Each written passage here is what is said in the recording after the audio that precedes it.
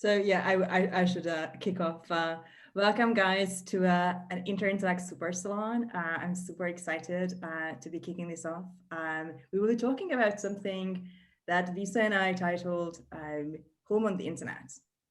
We will talk about the fact that today we are here, all 40 of us from all over the world, a variety of different time zones, different locations, because we consider ourselves part of an online community. We have friendships with each other, different types of relationships. Some of us work together. Many of us use Twitch, and there's a new type of togetherness that characterizes us and our relationships with each other. So we felt with Visa that this would be worth investigating further. So today we will be talking about this, online communities, where they come from and where they might be going. And to my great delight, Emmett Shear is joining us from Provence in France, the CEO of Twitch. And I'm so delighted to dive into the intricacies of online creativity and togetherness with you. And with that, I'm going to pass the mic to my friend Visa, who will be the MC today. Thank you so much. Oh, is that how we are thinking about it? Cool. I think MC kind of comes naturally for you, no? Why not ride that? I guess.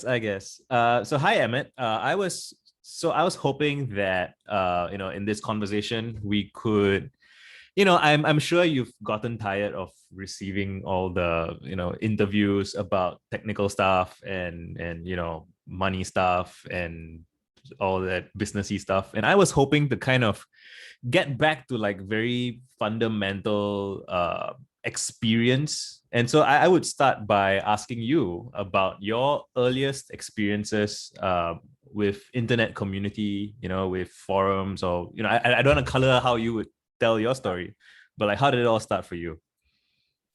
The first internet community I can remember being part of was this web game called Earth 2050. Earth 2050 was basically Farmville for nerdy kids into science fiction. So like in theory, it was like a science fiction game, but in practice, it was very much like Farmville, where your little town of citizens produced resources you could use to buy barracks or farms or housing, or like build deflector shields or research new technologies. And you were in this big, massive multiplayer game where it's actually probably more like Mafia Wars, really, like, because you could then go attack the enemy cities and like come back, bring back resources from them. And you had to, when you were not at your computer, you had to leave your armies on defense because you could get attacked by other people. And what made it a community is you could then join, they didn't call them guilds, they were like kingdoms or something. And you could come together with other people, and you had to coordinate, sort of raiding other kingdoms and sending each other support. And that was my first experience having a set of people online that we really formed a community out of the fundamental thing that drives most community, which is mutual interdependence. It's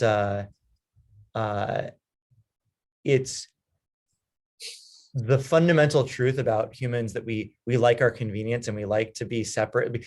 Relying on other people is hard, and like other people are messy and sometimes want things that we don't want. And so like it's always more convenient to do things ourselves. And what causes people, like forces people in a video game together is like, I've specialized in building wizards and you've specialized in building thieves, and we actually need each other in the game. And that's why World of Warcraft builds great community. And it's why Earth 2050 did too. Which also accidentally inoculated me against all the energy mechanic games that hit Facebook like 10 years later. I was like 16 at the time, but it's the exact same addiction mechanic. And so I saw that at some point about a year into playing 2050, I realized what was happening to me. And I was like, oh my God, I've been suckered. Like I'm on this endless treadmill. And, but it did pay off, because I really think everyone falls for that energy mechanic trick once. And then after that, you're like, no. This rabbit hole for. Oh, they're breaking up. So yeah, I'm trying to think of any other early community. Oh, the other early community I really remember well is Slashdot. I was a member of. I'm gonna try turning off Is somebody like tell Zoom to like downgrade video on like I feel like I'm well, anyway, so if I break up again, I'm gonna try resetting my internet or something. Yeah, I think it's fine. Yeah. Okay.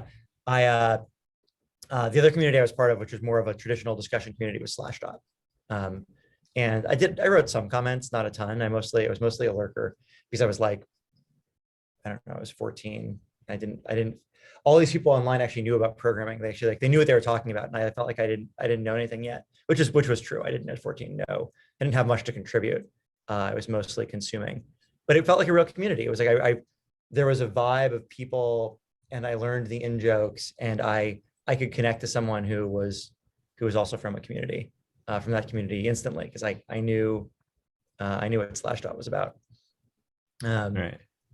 And it's interesting. I actually don't think I was ever that into online communities compared to most of my friends, because the thing I loved most of all was Magic the Gathering, and Magic the Gathering had an incredibly strong in-person community in Seattle. And so I was part of the Magic the Gathering community, and I would go to the Wizards of the Coast game center and I would play there. But I remember my friends, a lot of my thoughts on community on the internet actually came from my friend, specifically Dylan McConis, who's a real online personality now. You could probably go find her.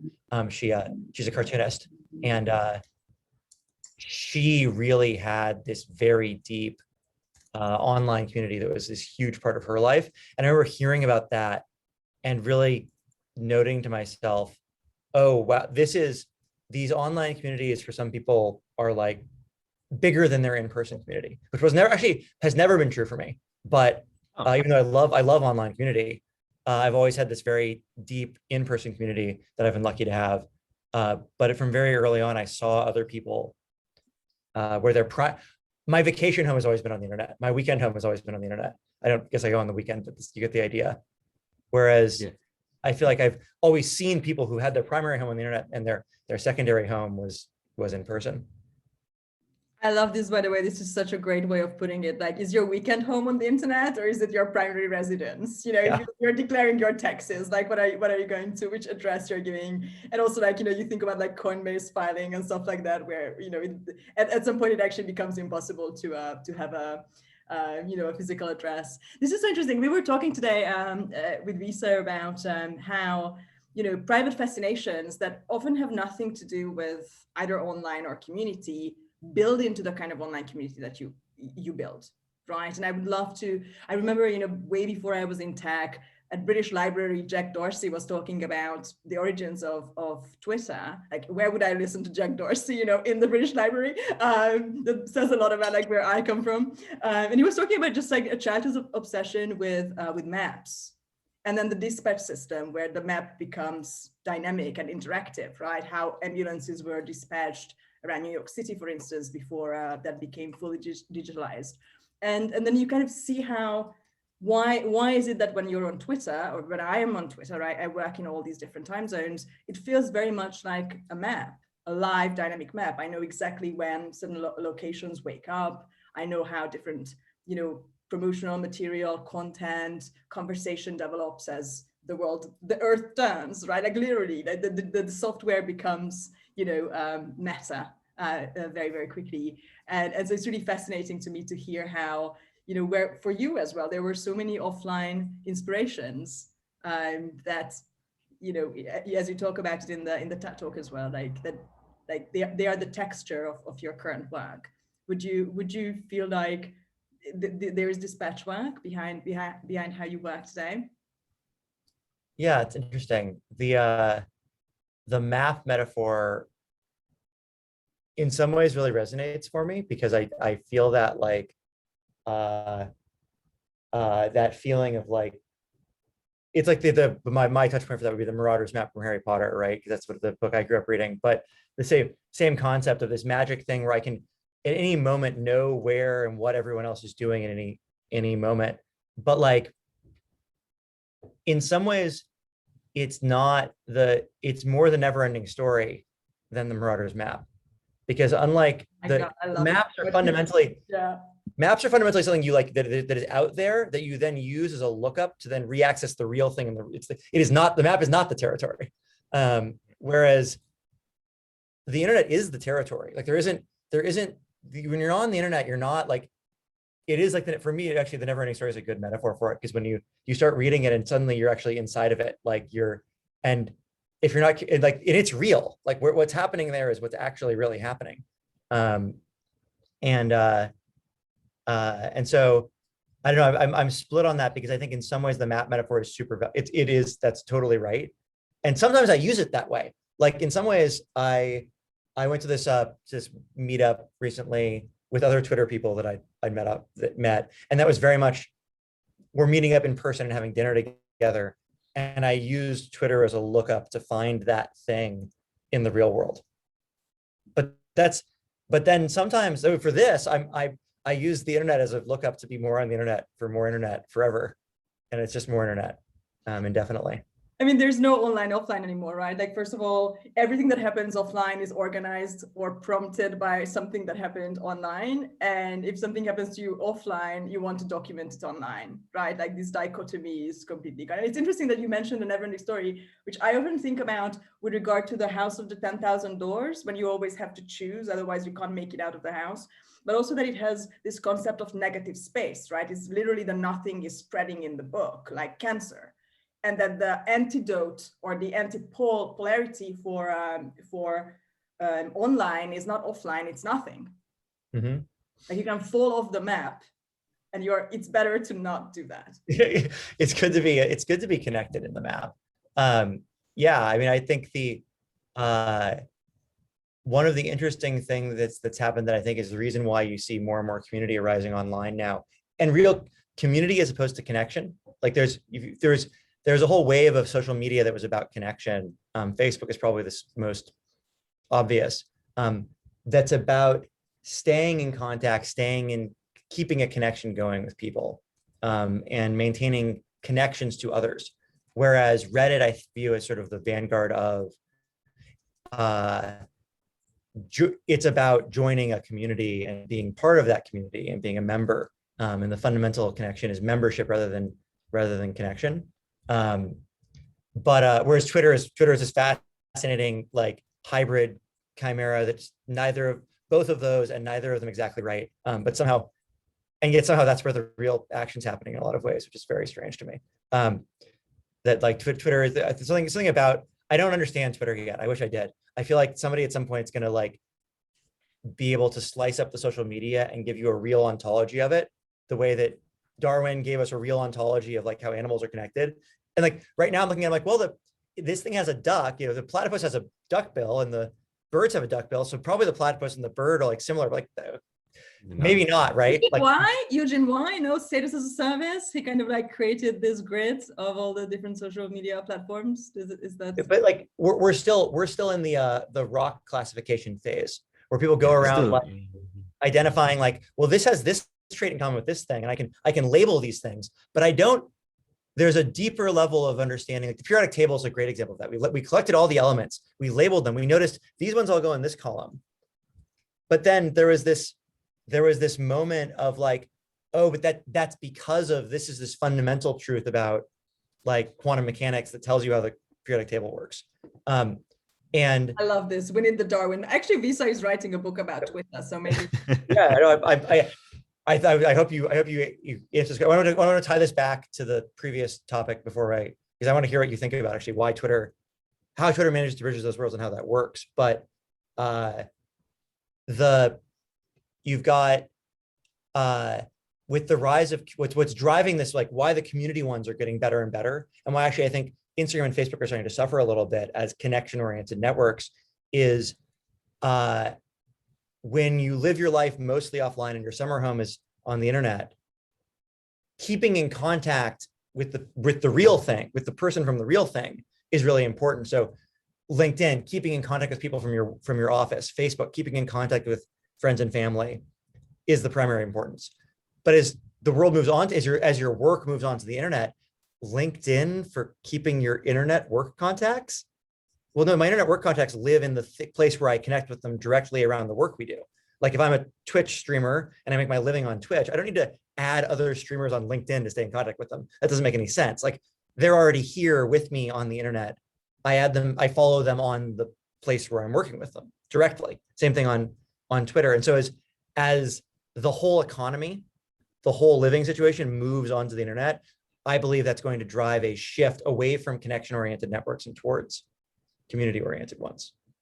There was an interesting Right. viral tweet yesterday about J-Lo, Jennifer Lopez, who has a LinkedIn profile, and she actually explains what she does in her bio. And people were like, you should just say that you're J-Lo, period. Like, there's no need to like expound on that. But at the same time, I find it really humble. Like, she's like, I'm an investor and I like to empower people through my work. I mean, why shouldn't she get the chance to make that statement?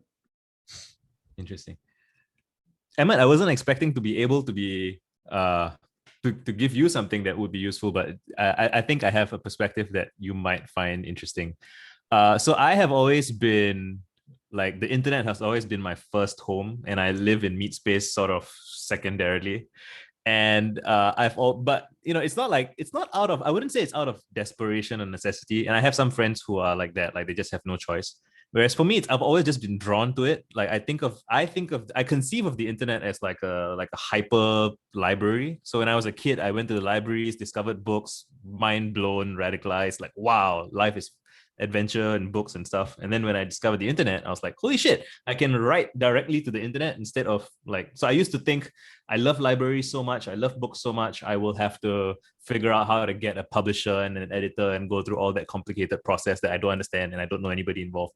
And then like on the internet, you can publish straight to it, which was mind-blowing for me, still is. And I was eager to kind of touch everything. Like I wasn't like kind of attached to any one particular medium. So I have Twitter, Quora, Facebook, Reddit, trying everything all at once. And Twitter has kind of organically become my current main squeeze for the past like 3 years or so. And the way I try to hypothesize and make sense of it, like why, right, is that Twitter is like the only place that does this one particular job really well, which is that you can respond to anybody's thoughts with your thoughts. Like it's a direct, so Twitter, I think of Twitter as like, it's like your garden, sort of like it's your public protocol, right? It's like it's like an email. So you have your email address, but your email address is kind of private-ish for people who you want to receive correspondence with. So your email is like your DMs, right? And Twitter is like your public-facing DMs in a sense. And you can like, it's just the fact that you can correspond with anybody. You can go on Twitter right now and add anybody who has a public Twitter account and instantaneously reach them. And the constraints of the platform is such, like, initially 140 characters, now 280 characters. It's such that you can add, I don't know, Elon Musk or the president or whoever else, and they can reply. And it's like, there's something about that brevity of form and instantaneousness, and the ability to quote tweet was fairly recent, but oh my god, it's really the ability to quote tweet other people's thoughts. If you don't think about people at all, like if you pretend that we are not people, or just don't think about people, just think about thoughts, right? The way that thoughts can individual thoughts interact across people's minds. And like the way I see it, Twitter is really, there has yet to be any other medium that has done such a good job of letting thoughts interact and interface directly with other thoughts. So I think that's why it's become like this global public commons that, there's a lot of nonsense as well, and people are shouting and getting angry and stuff. But if you go in there with like a sharp eye and you're looking for people who want to contribute and people it's the best place to give someone like a so-called cold email. Like you can just reply to something that they've said, and if you do a good reply, and if you do several good replies, you catch someone's attention. Like it's the best place to catch the attention of, so now we know each other. You and I, we met on Twitter, right? We met in comments, yeah, and like yeah. Next thing you know, we're like hanging out in California together. You flew in from Singapore, I flew in from London. And we met people like this, right? I always say like, oh, California is a place where I get recognized in a public toilet. And it's true. I'm serious. And it, that's magical.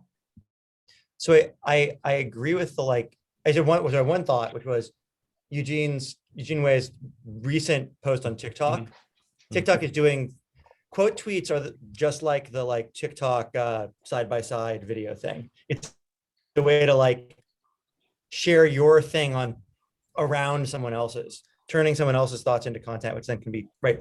It's quote tweeting is doing that for words, what TikTok is doing. Like, so I actually think that both Twitter and TikTok share that like remix culture. Like, I know what the three, it's like content threads where your content can link into someone else's content based on someone else's, as far deep as you want to go. But the thing that I noticed about Twitter was, while I completely agree about the sort of it's this public sphere, you can just sort of get into conversation with anyone. The thing that sucked me into like turning from like a Twitter occasional user to a Twitter all the time user was I discovered this community. Maybe it's more than one. I think I might be part of two communities. So they like know about each other and like aren't so super friends actually. But like, it's like, but there's definitely like a community I'm part of it's not just that I know this person, it's that when we're having a conversation, the third is watching. And it's the third watching that makes it meaningful and like, excuse me, like the conversation is actually happening in many ways for the third. Usually when I'm replying to someone, I'm not really thinking necessarily about them and them needing to know this. I could just DM them if that's what I wanted. I'm replying to them because I want other people, like I'm in a performance for our mutuals, our shared mutuals. Effectively. Yeah, that's the. But why does Twitter have? This is the thing. This is the like the underlying taxonomy dynamic thing I don't quite understand yet. Why does Twitter have that dynamic, and that's successful on Twitter, but like a total failure on Facebook, and for the most part a failure on YouTube as well? What about Twitch's chat? We discussed this at length with Visa, how it's basically its own genre as well, right? And it does have a performative angle to it, just the same. Absolutely. I actually think one of the biggest weaknesses in Twitch today, and something that we're thinking about trying to fix, is that you cannot remix other people's channels on Twitch in any kind of effective way. It's hard with live. Live is because it's easy. It's relatively easy to do something like a quote tweeter on TikTok where you put the things, it's like kind of obvious what to go do, right? YouTube could do this if they wanted to. I actually don't know why they haven't. And like make reply videos way better. Like reply videos suck right now, but they could be good. If I remember correctly, YouTube actually started out with some kind of reply video feature early on, and then I'm not sure what the incentives were that they discontinued it. Well, it wound up being a bunch of like really low quality content. The way it worked, incentivized really low quality content, because basically reply videos, like it was all about sort of trying to suck traffic out of the main video, and they weren't videos in themselves. But with live video, and actually I'm curious if anybody has any ideas for me, I'm happy to go. I'll credit you. Actually, how does live video, how do you create it? How do you let Twitch have the equivalent of a quote tweet where you can offer commentary on someone else's thing in a meaningful way that is not purely parasitic? I actually experienced Twitch is having this with the clips and the clip replies. Like I see people using that in the same way over and over. And like it doesn't have the live aspect, but I don't think you need it. Like because people are having a conversation, 5 layers deep over a few days. And I experienced that very similarly to quote tweets. That's interesting. The channels I watch don't do that, but Twitch is a big place, and so it's possible I'm just missing that. Oh yeah, so there's like a whole subculture. I guess like the ones that hang out near like live stream fails. It's like people will do insane stuff, and then they'll end up on Reddit, and then people will watch the clip and comment on it, and then people will post that clip with people commenting, and you'll get 4 layers deep of conversation via clips. Right. This is amazing, and I would love in the second half of the salon to talk a little bit about like cross-insemination between platforms. Like how, OnlyFans uses Reddit and Clubhouse uses Reddit, and, like how, and streamers use Twitter, et cetera, that would be super interesting as well. Yeah, I suspect that there's some, I don't know if there's like a spectrum. And I think that meta commentary, people who are inclined to meta commentary have a certain style and personality and aesthetic, and people who are inclined to enjoying a live performance in an uninterrupted kind of way have like a different, that's my sense based on what people tend to. I thought Emmett made a really good point about TikTok. And I think, one of a scary hypothesis I've seen, scary to me because again, I grew up reading books. Someone suggested, I don't know if it's kind of a radical alarmist or whatever, but like, what if we have crossed peak literacy in terms of text? Like what if we are kind of the last generation of people who care about reading and writing very much at all? Because until like smartphones, like the cost of making video and sharing video was prohibitive, and so only like celebrities could do it.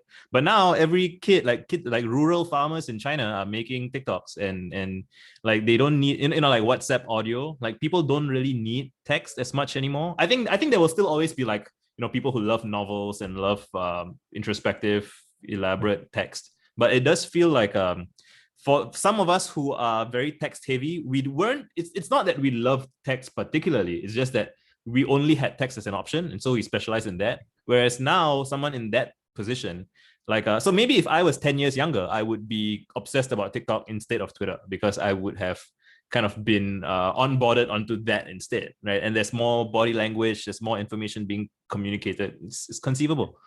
Yeah, Vijay just said this, but I completely agree that like it's a shift back to oral culture. Except that instead of oral culture used to mean everything disappears into the ether. Now you have an oral culture where everything is permanently recorded, which is a very interesting, like a totally different dynamic. Like it's a new thing that we've never seen. It's not a repeat of an old thing. Anyway, maybe share some stuff in common. My biggest complaint. So someone coined this term somewhere, and they said like basically, I don't remember who said this, but Twitter's a product for infovores.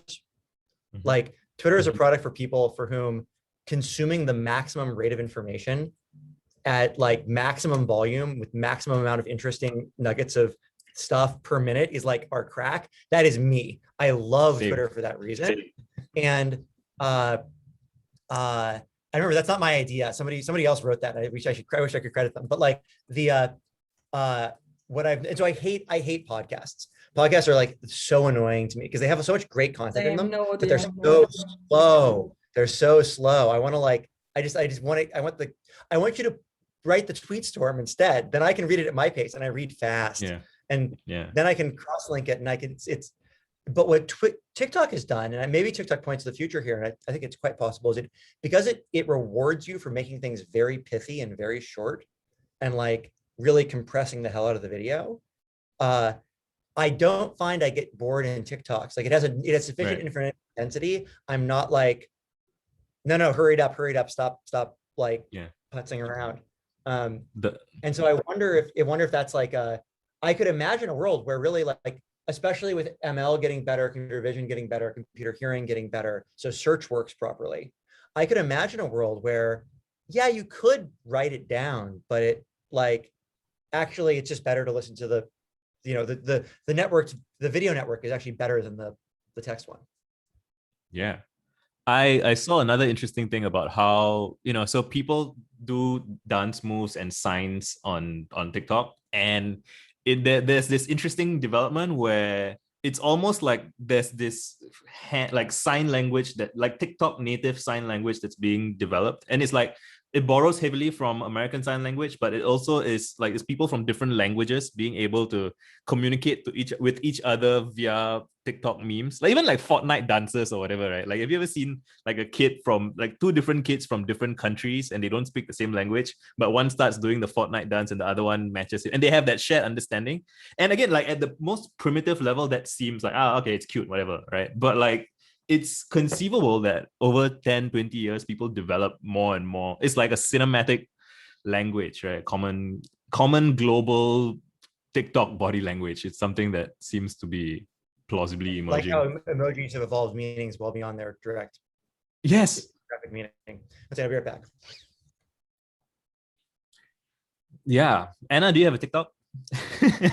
I don't have a TikTok. I don't think I'm pithy enough to express myself. And I run a company where we do 3 to 5 hours long. 3 hours. There's a lot about like how Norway has the slow TV where people just watch like vlogs and or like a ship moving very very slowly across the coastline. I think I'm that kind of person. But I think always look at the origin story, right? I mean, TikTok is for the post-television generation in a way.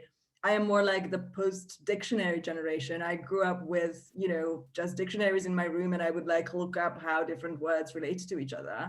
And then from words, you go to ideas, and you start thinking about ideas as maps. But I would love to go back, if you don't mind, to this question of maps, actually, Emmett, because so as we start talking about the interplay between different, between different social platforms, including Twitch, we realize that it's not that, Twitch or Twitter, is in itself a map, they are also part of a bigger picture. And I'm wondering how, you know, as somebody who built this incredible platform, how mindful were you of where people go when they are not on Twitch, for instance?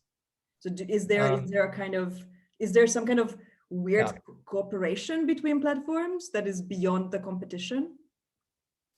So Twitch, I have a couple thoughts about that. One is that Twitch is a partial attention platform. So there's full attention entertainment and partial attention entertainment. Full attention entertainment is like, the ultimate example is probably going to a movie theater, where like you put your phone away and you're fully immersed in that thing. Twitch is on the scale more of a partial attention product, where it's like when people use Netflix like this a lot, where you throw some series you've watched 100 times already on in the background, and you're like, this is very common, right? People loop The Office or something that they enjoy, and they're not really. One of my friends does it with West Wing, and he's seen West Wing like the whole thing in order, 17 times. And don't tell Aaron Sorkin. Aaron Sorkin definitely thinks that this is full attention. Don't tell him. Well, I'm sure it was full attention the first time he watched it, and maybe the second, but it's the 15th time when you can stay what the characters are going to say before they say it, because you know exactly what's going to happen. At some point, it becomes partial attention. And actually, that's why he uses it, right? He puts it on in the background because he couldn't do that with a full attention product. And so Twitch is designed to be a space you hang out in. Actually, it's in sort of the home thing. Twitch is designed to be kind of more like the Cheers bar, rather than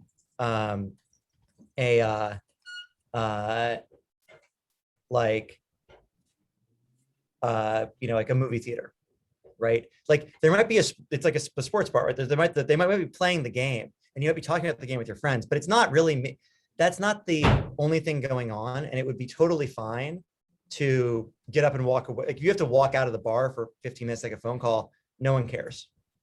That's like totally fine. And so I think that's that's one aspect of it, which is that we totally embrace that.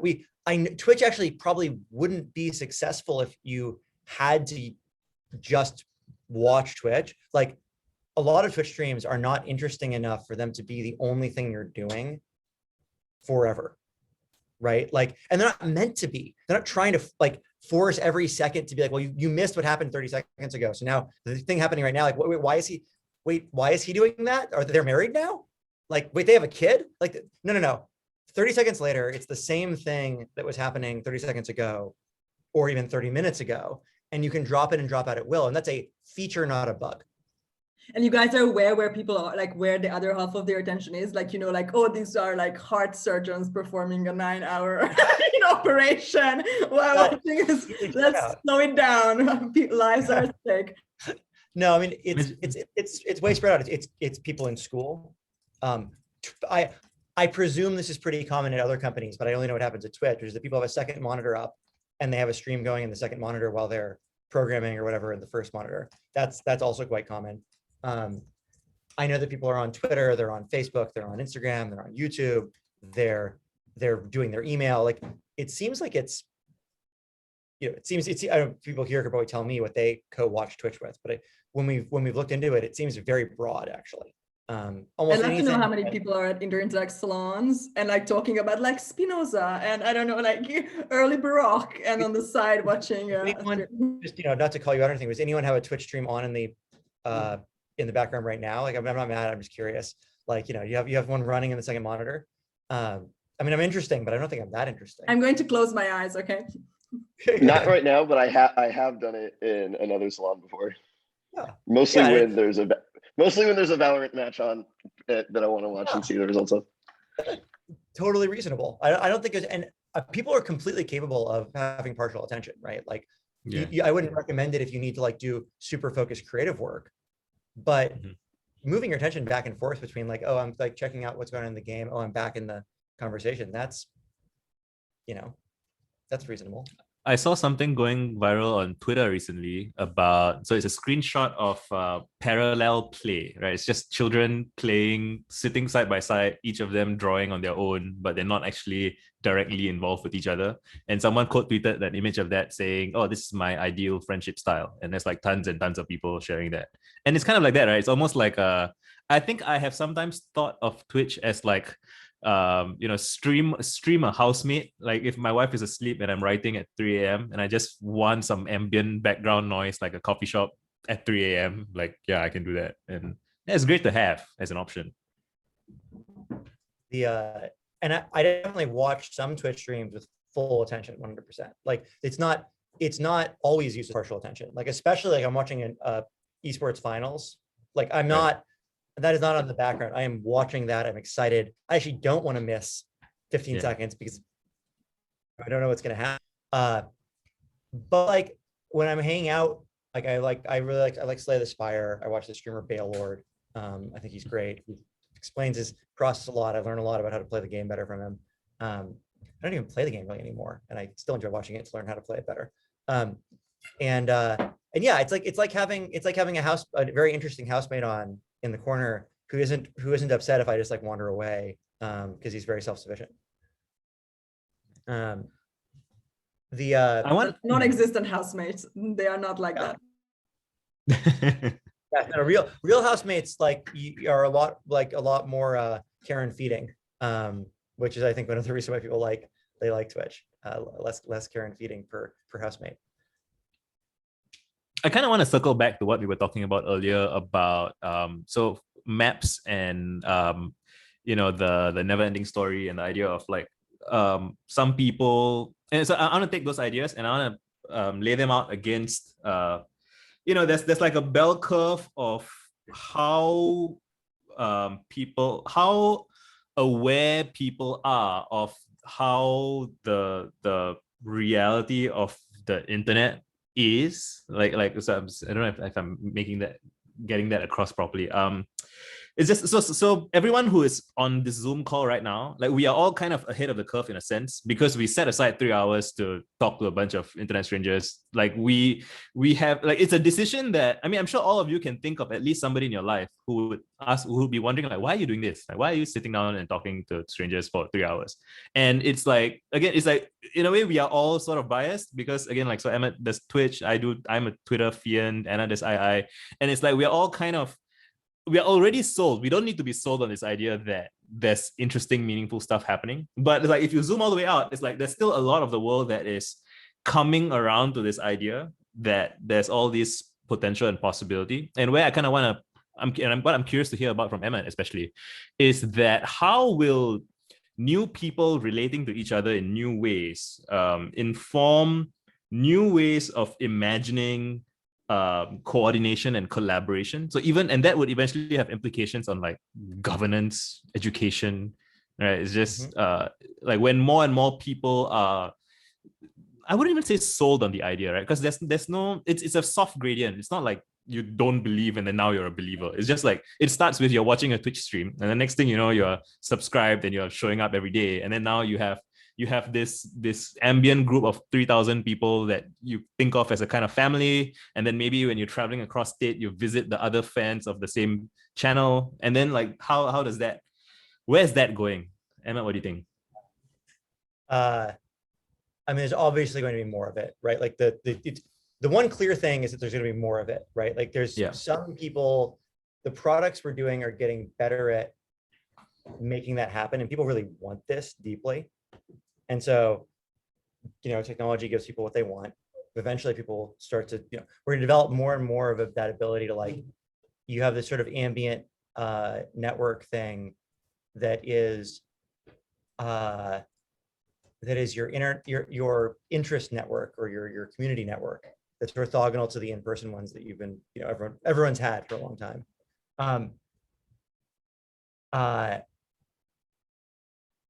There's a bunch of science fiction that kind of examines this idea, and I actually think does a pretty decent job exploring some of the possible worlds. Eastern Standard Tribe comes to mind by Dr. O, where people organize into time zone based tribes, because basically if you're on the same time zone as someone, you like sync up with them more.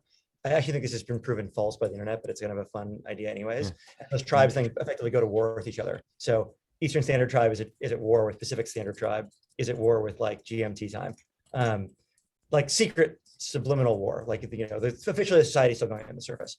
Another one that does this is Two Like the Lightning, Alda Palmer, where society gets completely reorganized effectively around these groups, and like basically people just move their in-world living situations to then match the internet one. Like there isn't, they recombine because people just, you know, the new one becomes so primary, the old ones just disappear. I have no idea. I think these like, it's gonna be so complicated. Like there's so many things will happen at once, so many different ways of doing. It's like trying to predict at the start of electricity, like, well, what will people use electricity for? And it's like, right. I don't know, everything. Like, but even but stuff, I mean, like all the things we do today, yeah, all that stuff. Although some of that stuff will go away and we won't do it at all anymore. And then there'll be some new stuff that you can't even imagine yet that happens that's based on this that you aren't trying to do now. And I kind of feel the same way. We're like, it's so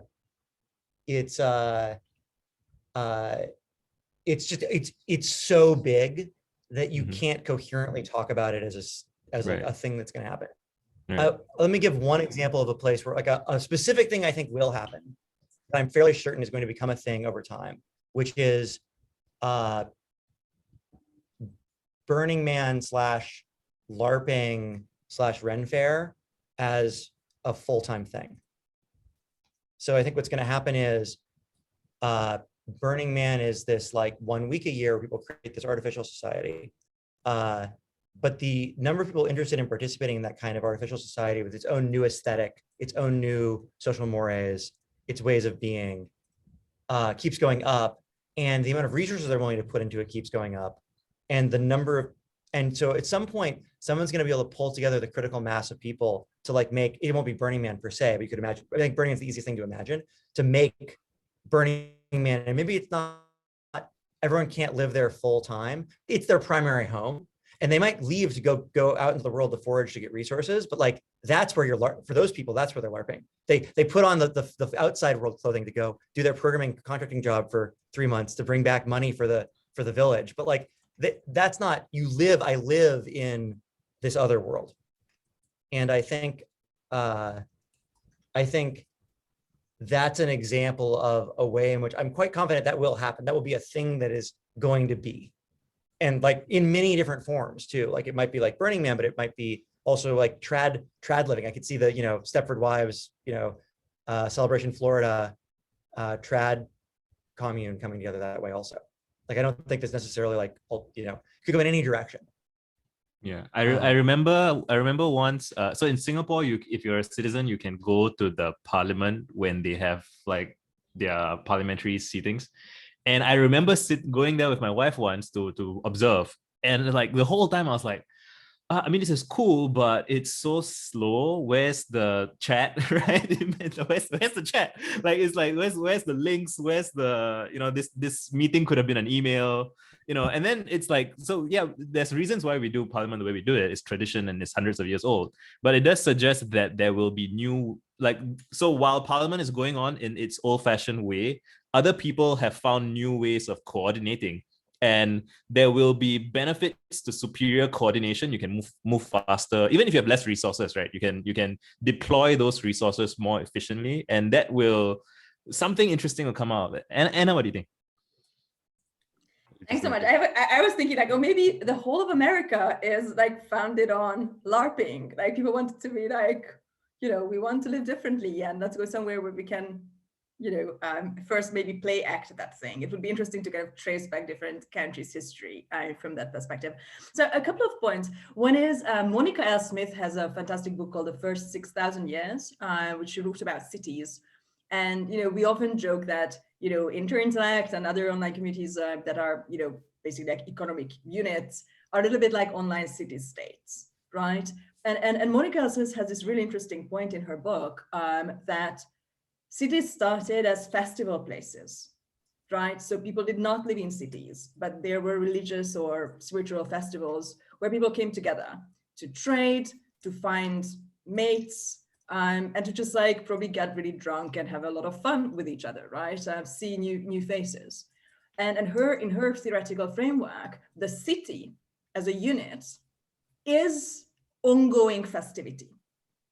So people were like, why would I move out of London, New York City, any kind of central location where all the good food is, all the interesting people are, and all the fun is, and all the money is? Let's stop using it as the summer home or as the Burning Man, the location of the exception, the deviation from the norm, and let's make that into a norm. So it would be a really interesting angle. The time zone, I didn't know about this doctoral work. I will definitely read it. The II is definitely under a time zone tyranny. Every day, like 2 things I will hear every day. Somebody will tell me that if they could just attend salons all day as a job, they would. And they asked me if there are any grants or something similar to facilitate that. I think that's going to happen very soon. And the other thing is, whenever a host asks me, like, okay, at what time should a salon be? I'm like, look, it's a sphere, so somebody will be asleep. The question is, who do you want to lose? Would you prefer to like California to be asleep, or are you okay with like India not being up? And funnily, of course, like you will have people who turn up at 3 a.m. because they are really interested. I'm sure there are people here today who should be asleep in bed. Thank you so much for being here. And I hope you catch up on your sleep tomorrow. But it's impossible to like, unless you're in a Rick and Morty small planet, where the mini planet where the sun rises every 30 minutes, it's kind of impossible to do that. The other thing I wanted to add, kind of to stretch the map metaphor a little bit further is, so I always say that one of the weird things that the II is doing, and I'm using the II as an example for a lot of other things, is that you are no longer a stranger in the world, right? The world is opening up and people again started flying all over the world. And the first people they check in with are the local fellow intellects. You can go to a completely new place. You wouldn't necessarily otherwise know where to start. And you have this starting point. And this is true from like using map as a metaphor for the industry, right? You see really great Substacks, you see really great articles, videos, books being published, and you're like, oh, I know that person. I know that person from a salon. And it's a little bit like taking the campus idea and, where, oh, we went to the same university and just like scaling it up to a much higher degree within the same disciplines. So I think definitely there is something there. Thank you. I 100% that like you're over time, we're increasing this thing that has always been powerful, which is the strong power of weak ties, which I'm not sure where I got that phrase from. It's also from some book that I also didn't come up with it, but it's something that comes up in my head over and over again, which is your strong ties actually don't define the power of your network. You can only maintain so many strong ties. And generally speaking, you have strong ties with people who you connect with personally and you really like spending time with, not because they are useful per se. Whereas, and so the power of your network is mostly determined by the number of and strength of weak ties. There we go. Thank you for that excellent reference. Mark Granovatter. And this is so true. The people I know who are incredible networkers have a ton of people they're lightly connected to. And they're just strongly connected enough that they feel comfortable reaching out and being like, hey, like, I know you know about this. Can you like connect me? Or do you want to like talk about it? Or like, who do you know? And the internet makes that router system 1,000 times more efficient and allows people to tap into each other's router systems much more effectively. And so we're getting to this world where another science fiction book for a recommendation that was very impactful on me as a child, Firestar by Michael Flynn, which is basically about it's a fantasy novel about Elon Musk. If it was written by Ayn Rand in the 90s. He misses Bitcoin. He thinks it's going to be gold dust, but so close. Anyway, one of the ideas in Firestar is basically that people start work for the internet, and there's just jobs out, and like there's some dispatch system that's not totally clearly defined, and we just people put out bids and get requests, and they just show up and do the thing, and it's and expertise works the same way. And there's this sort of massive magic router that connects people. I think the reality is it's going to be more social than that. It relies on more connector nodes, but but there was this picture of a world I've kept with me for a long time of like the zero friction map that can connect anyone who needs to know a thing or do a thing to the person who knows or can do that or knows how to do that perfectly and infinitely. Yeah, like Uber does. That's Mark. That's exactly right. It's like what Uber has for driving, except scaled up for the infinite Uber. Which is sort of what like TaskRabbit tried to do. It's just it was too early. But I think eventually it'll all reconverge. Like we'll build out all the specific cases, and then eventually it'll reconverge into the infinite case of like the Omni app that can dispatch any labor anywhere for anything. And also, like, if you connect this to like, so maybe TaskRabbit is just ahead of its time, and it's trying to leverage, just general like people who don't know each other very well. But if you think about, now everyone has some shared Twitch streamer that, like a Twitch streamer has like an audience of 40,000 people doing favors for each other. Actually, I know the guys from the Smash community, right? They take care of each other. They crash each other's houses. And it's like, if any of them need favors, like they would do favors for each other just to help out other people in the community.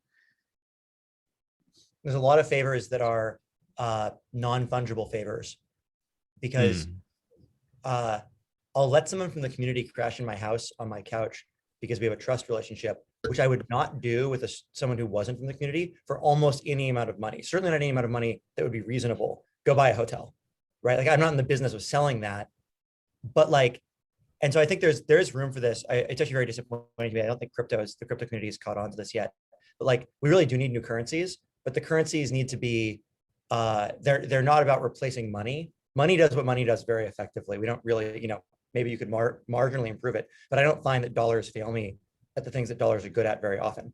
I do find that dollars fail me extremely deeply at expressing favors between my friends, with my communities, in ways that are actually quite meaningful, and that alternative currencies, which we might not wind up calling them currencies, but they'll be currencies, really do very well. And so I think that's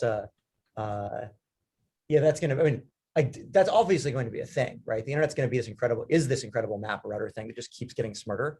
And Visa, I think you're completely right that the direction is through, that really makes it run super efficiently, is through social connection and community and trust, rather than through there's been this vision from like sort of the techno-libertarian types of like it being a push button ATM. It's not going to work that way. You're going to have to grind faction before you can make use of the powers. Like no one's just going to give them. Because a lot of the stuff is not stuff a lot of things are things you aren't going to give away for free. Or like, this is a great example. Like, I'm happy to do this talk and not get paid. And someone asked like, are you going to get paid for it? I'm like, I wouldn't, if I was offered to be paid for this, it would be far less interesting to me to do it. Like I'm doing it because I like doing it. It's interesting and I want to be part of it. Noted. Yeah, I know. I seriously, I'm not, I'm much more interested in grinding faction and in favors and being able to say, hey, actually, I really want to, I really want a salon. Like the score I want to accumulate is the ability to say, hey, Anna, I need a salon about X. I need to have a topic I need to think about. Can you bring together the top 4 thinkers about this thing? And that's way more interesting to me than any amount of money and a thing I can't buy. And like, I think it's this obsession with turning everything into a money transaction is a mistake. Like that's clearly not the right direction. People don't actually want that. Yes.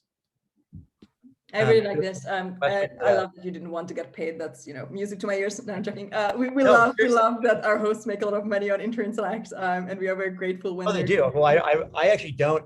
I think you're going to find there's a whole set of people like me who aren't interested in money, and that's actually not why they do it. They're interested in faction, and they're interested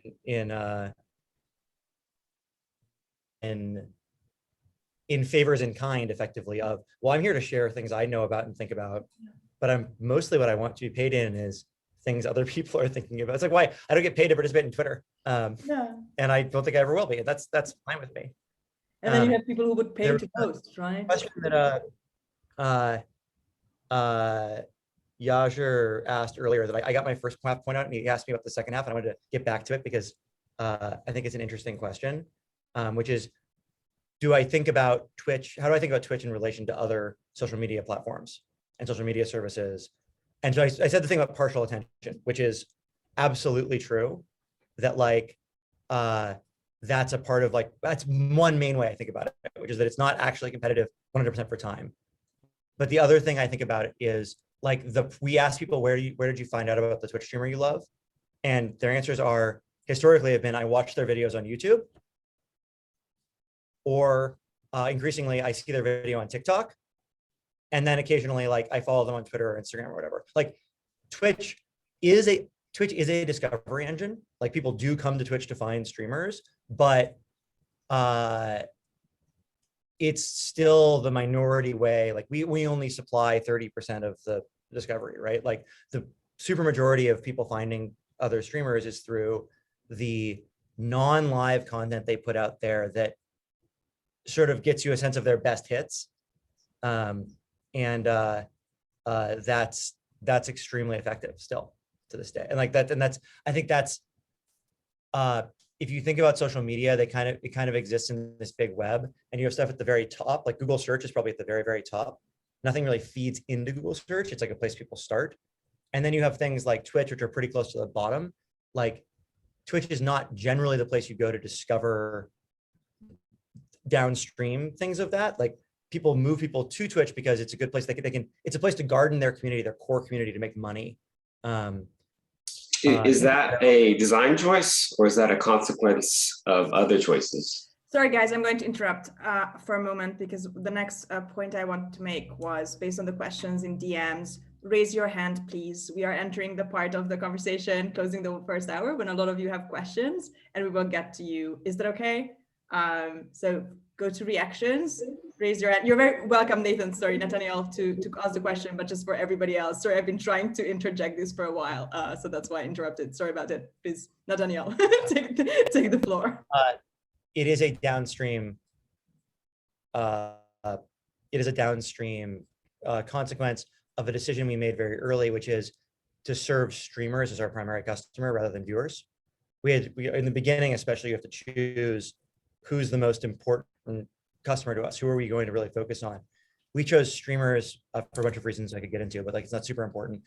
But once you choose them, they felt they had great places to go reach people with shallow content with a little bit of like who I am. What they didn't have was a place they could monetize their community effectively. They could have connection. We called it love, but like really, I'd call it now like connection or community. A place they could develop community. And so because we were focused on what they wanted, we wound up building features and building stuff that served those needs primarily, rather than it's trying to be. We also we do some amount of work, like a hybrid. We do some amount of work on attention, like OnlyFans at the other end of the spectrum. It's all money, right? For the same reason, I believe that their creators, they focused on what their creators wanted. We're like a little bit of a split. We do discovery, we do fame, and trying to get people discovered, but then we also care equally much, if not more, about money and community. And so that leads us to being a lower down the funnel product. And then you've got like stuff in the middle, like I'd say, for example, Substack's also bottom. Twitter's kind of in the middle. It's like below Google search, but like above a bunch of other things. And so I think that's the that's how I think about the relation between all the social media services. And we feed on each other because every single one of them is good at something and not as good at the other thing. And it's really, really hard to build a product people think of using for multiple things. There's a reason why when you open an app literally on a phone, it has one point. It's really hard to build an app that people use for thing A and also for thing B. You have to get really big, and even then it's like, am I really going to click that other tab? Like maybe, but like, Facebook's really discovered this, I think, right? If you look at the number of attempted, and not that those other products aren't successful, I bet, but they're just like, they're not successful at the scale of Facebook. They're not like they become a secondary 10% thing. It's very hard to like have an app that gets used by things for everybody. Which is why so to go back to the home on the internet thing, apps become a place for your home for a certain kind of interaction.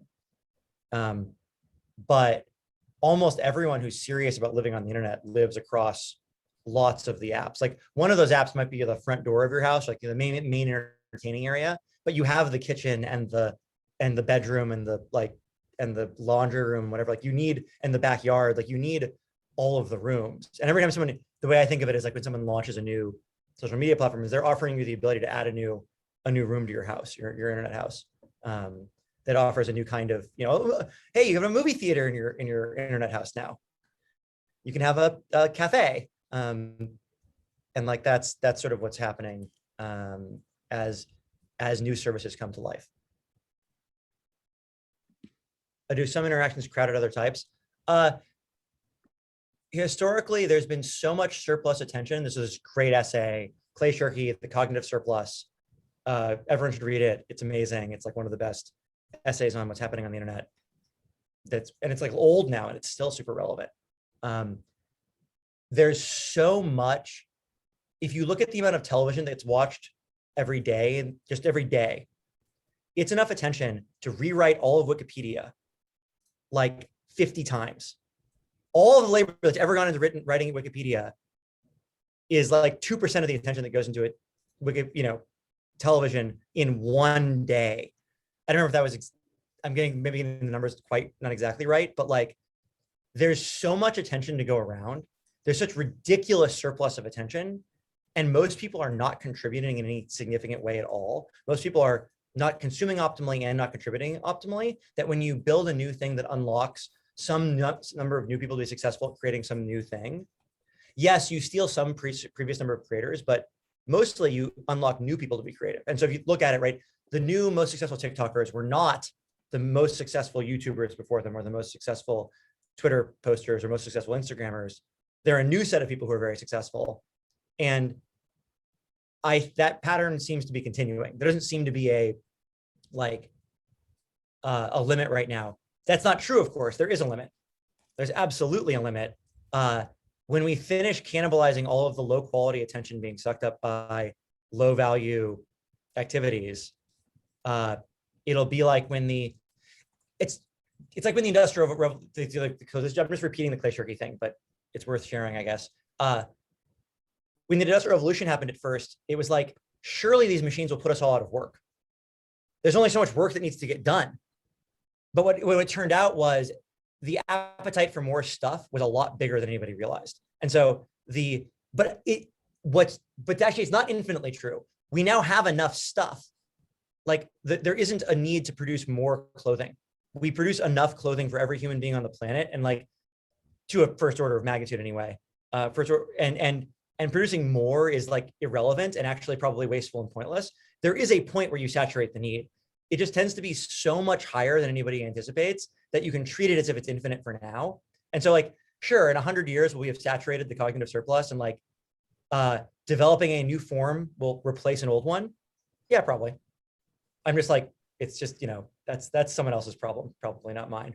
It reminds me of like, I think in 1995, there was this 5 minutes moment in the US when the O.J. Simpson verdict was announced on television, and the entire country watched it. And I think in those 5 minutes, $451 million of kind of deficit was produced because nobody filled their tank, nobody flushed the toilet, nobody bought anything, nobody did anything else. And you suddenly understand that there's this magnet of attention.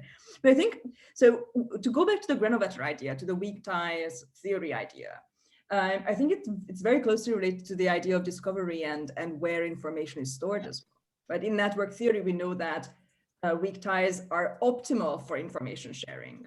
So if you have, friends, 6 people together, that's not how you optimize for the most amount of information. The best for you is to have, different circles of friends and kind of circulate around, a little bit like hunting and gathering, right? And, as a linguist, I was very fascinated by, the difference between private language and public language. I was born at the end of the communist period in Eastern Europe, and I grew up in a culture where the private language, the information you share in the home, is greatly different from what's shared outside, kind of in the Havelian system, right? The outside is fake, words don't really have a meaning, media is a farce, nobody cares, right? Everything that is real is a secret. And people think that they can get away with it. People think that this is psychologically sustainable, but it's not, right? And what happens with the weak ties, and this is how I see the II in many ways, is that it's a little bit like a Pasolini between the private and the public. Sure, you have very public things happening in the II. People also do private life things in the II, but the space in which we gather is between the two. And I find that there is almost like a mental hygiene, necessity to this, to have platforms where this alignment can happen between the private truth and who you are, right, when the doors are closed, and what you project and expect from the outside, because you want to have a truthful civic life. You don't want the outside to be fake, and you don't want your private life to be fake. Preference how can you falsification ensure? is the You have root to of all have evil. a middle ground. Right. Preference falsification is the root of all evil. Right. People pretending to want something other than what they actually want in public leads to some huge percentage of all the problems that we have. Because you wind up in these situations where no one's happy, but everyone thinks everyone else is happy because they can't talk, because they're being blocked from talking about it in some way. And everyone goes along pretending, and then there tends to be this tipping point where all that pent-up energy explodes all at once, and the thing goes away. Sometimes violently, sometimes not violently, but like someone says the and everyone's like, they don't get jumped on, and everyone's like, wait, they can say that, and then whoosh, it turns out everybody was actually believing that all along. And the falsehood is not sustainable. Like having you can psychologically tolerate the falsehood, right? There's something in people that just you can't, right? It's the stress is not sustainable. Well, lying is cognitively demanding, like literally cognitively demanding. You burn more trying to lie. You burn a lot more sugar in your glucose in your brain than telling the truth. Like it's literally cognitively demanding, because you have to keep track of multiple worlds. Usually at least 3 different worlds, if not more. And like that's just it's like a lot. Try juggling 3 balls instead of 1. Throwing 1 ball is hard enough. Well, smart kids also lie earlier. That's another fun fact. Higher IQ deeply correlated with lying earlier and more often as a child. I think, and not because I think smarter kids are intrinsically less honest, but rather because they get capable of doing it sooner. Like you have some more natural capability, more natural intelligence. Lying is hard. You start doing it sooner in the life cycle. It's interesting. A bit of. Sorry. I was just gonna say, so there's this interesting complexity where, and I remember you mentioning something similar in one of your essays. But so Maurice Sendak, the author of Where the Wild Things Are, he had this beautiful point about how children live in this state where like the demarcations between fantasy and reality are blurred, and so a lot of times with young kids, they don't even think of themselves as lying or telling the truth. Like the truth doesn't really, it's like it's all flexible to them because they haven't fully kind of like what we understand as truth is kind of a function of consequences and real. And I'm getting a bit philosophical, but yeah, sorry. But it's really important, but also like the construction of public lies, and we may be going through an era where we construct a public lie, inadvertently. And the entirety of the history of our civilization is a series of people stepping up and saying, guys, this is not real, right? From Buddha to Jesus, sometimes it's very peaceful, like Saint Francis of Assisi is like, let's give away our stuff because you're not supposed to be this rich if you live according to the scripture. Or Martin Luther, who will prompt a series of religious wars. Most often we fear violence, but it's not always violent, right? I mean, look at some of the internet gurus, right? Like Jordan Peterson's, fame. I think he owes his fame to his debunking of something that people felt was a lie. And then you can agree with him or not, but that the fact that he's trying to realign the public truth to the inner experience, I think is probably how most of his fans would explain why his stuff is attractive. The issue is this is back to the network point. When there are things that can't be said, or when saying those things puts you into a severe outgroup, the way that you build the safety and consensus to know, oh, I can violate the preference falsification cascade. I can be the first domino, is because you've sort of tested the waters semi-publicly with people around you, and you kind of know what their reaction might be.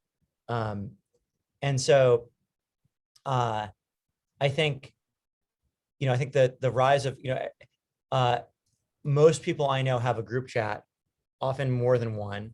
Usually there's one primary one, but often more than one. That's where the real stuff gets said and the real stuff gets shared.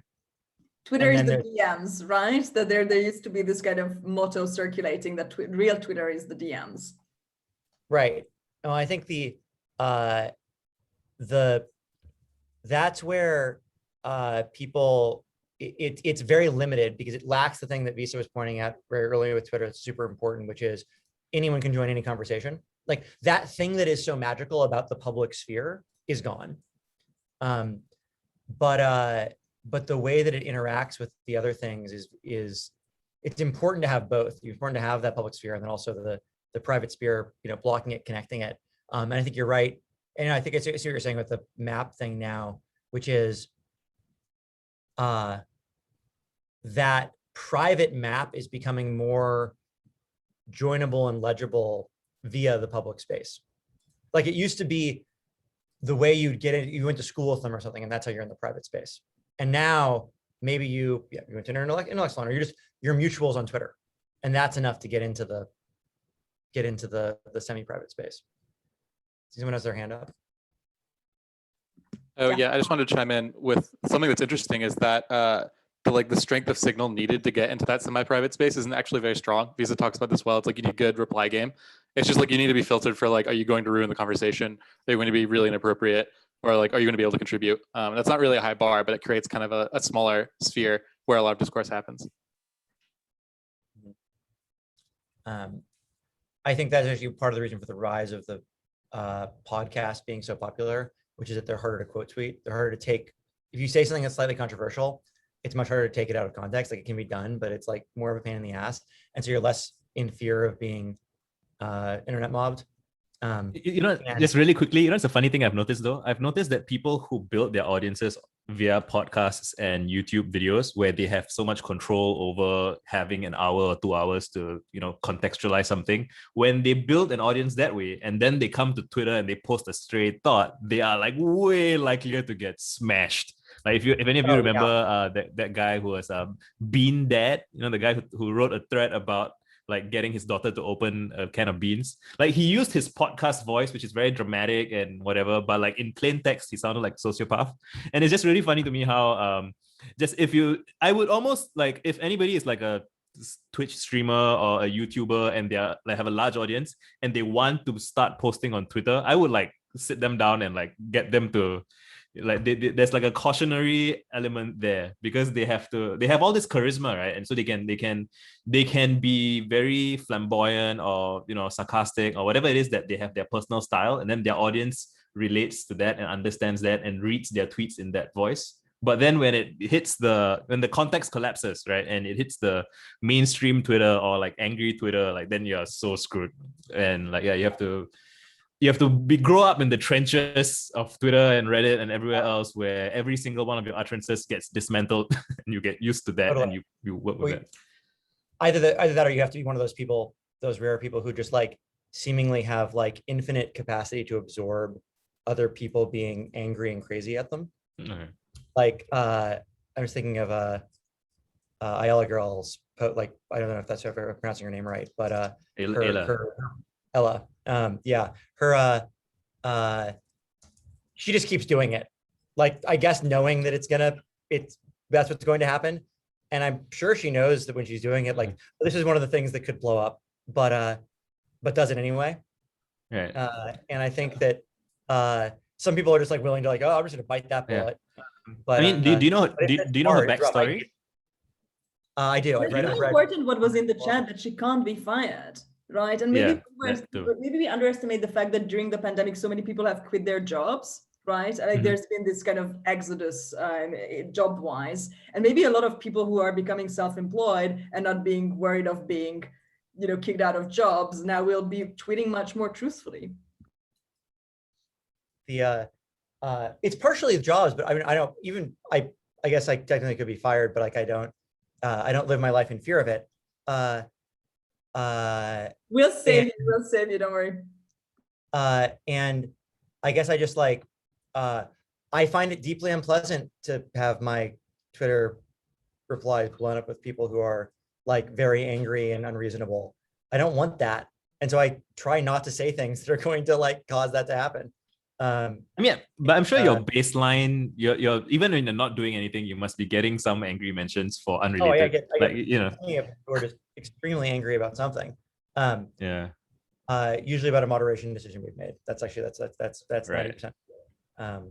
Yeah, you really want to curse someone, give them the power of moderating a forum where everyone knows that they're in charge of that. That's like, it's like really like there's no winning that. There's no winning that game.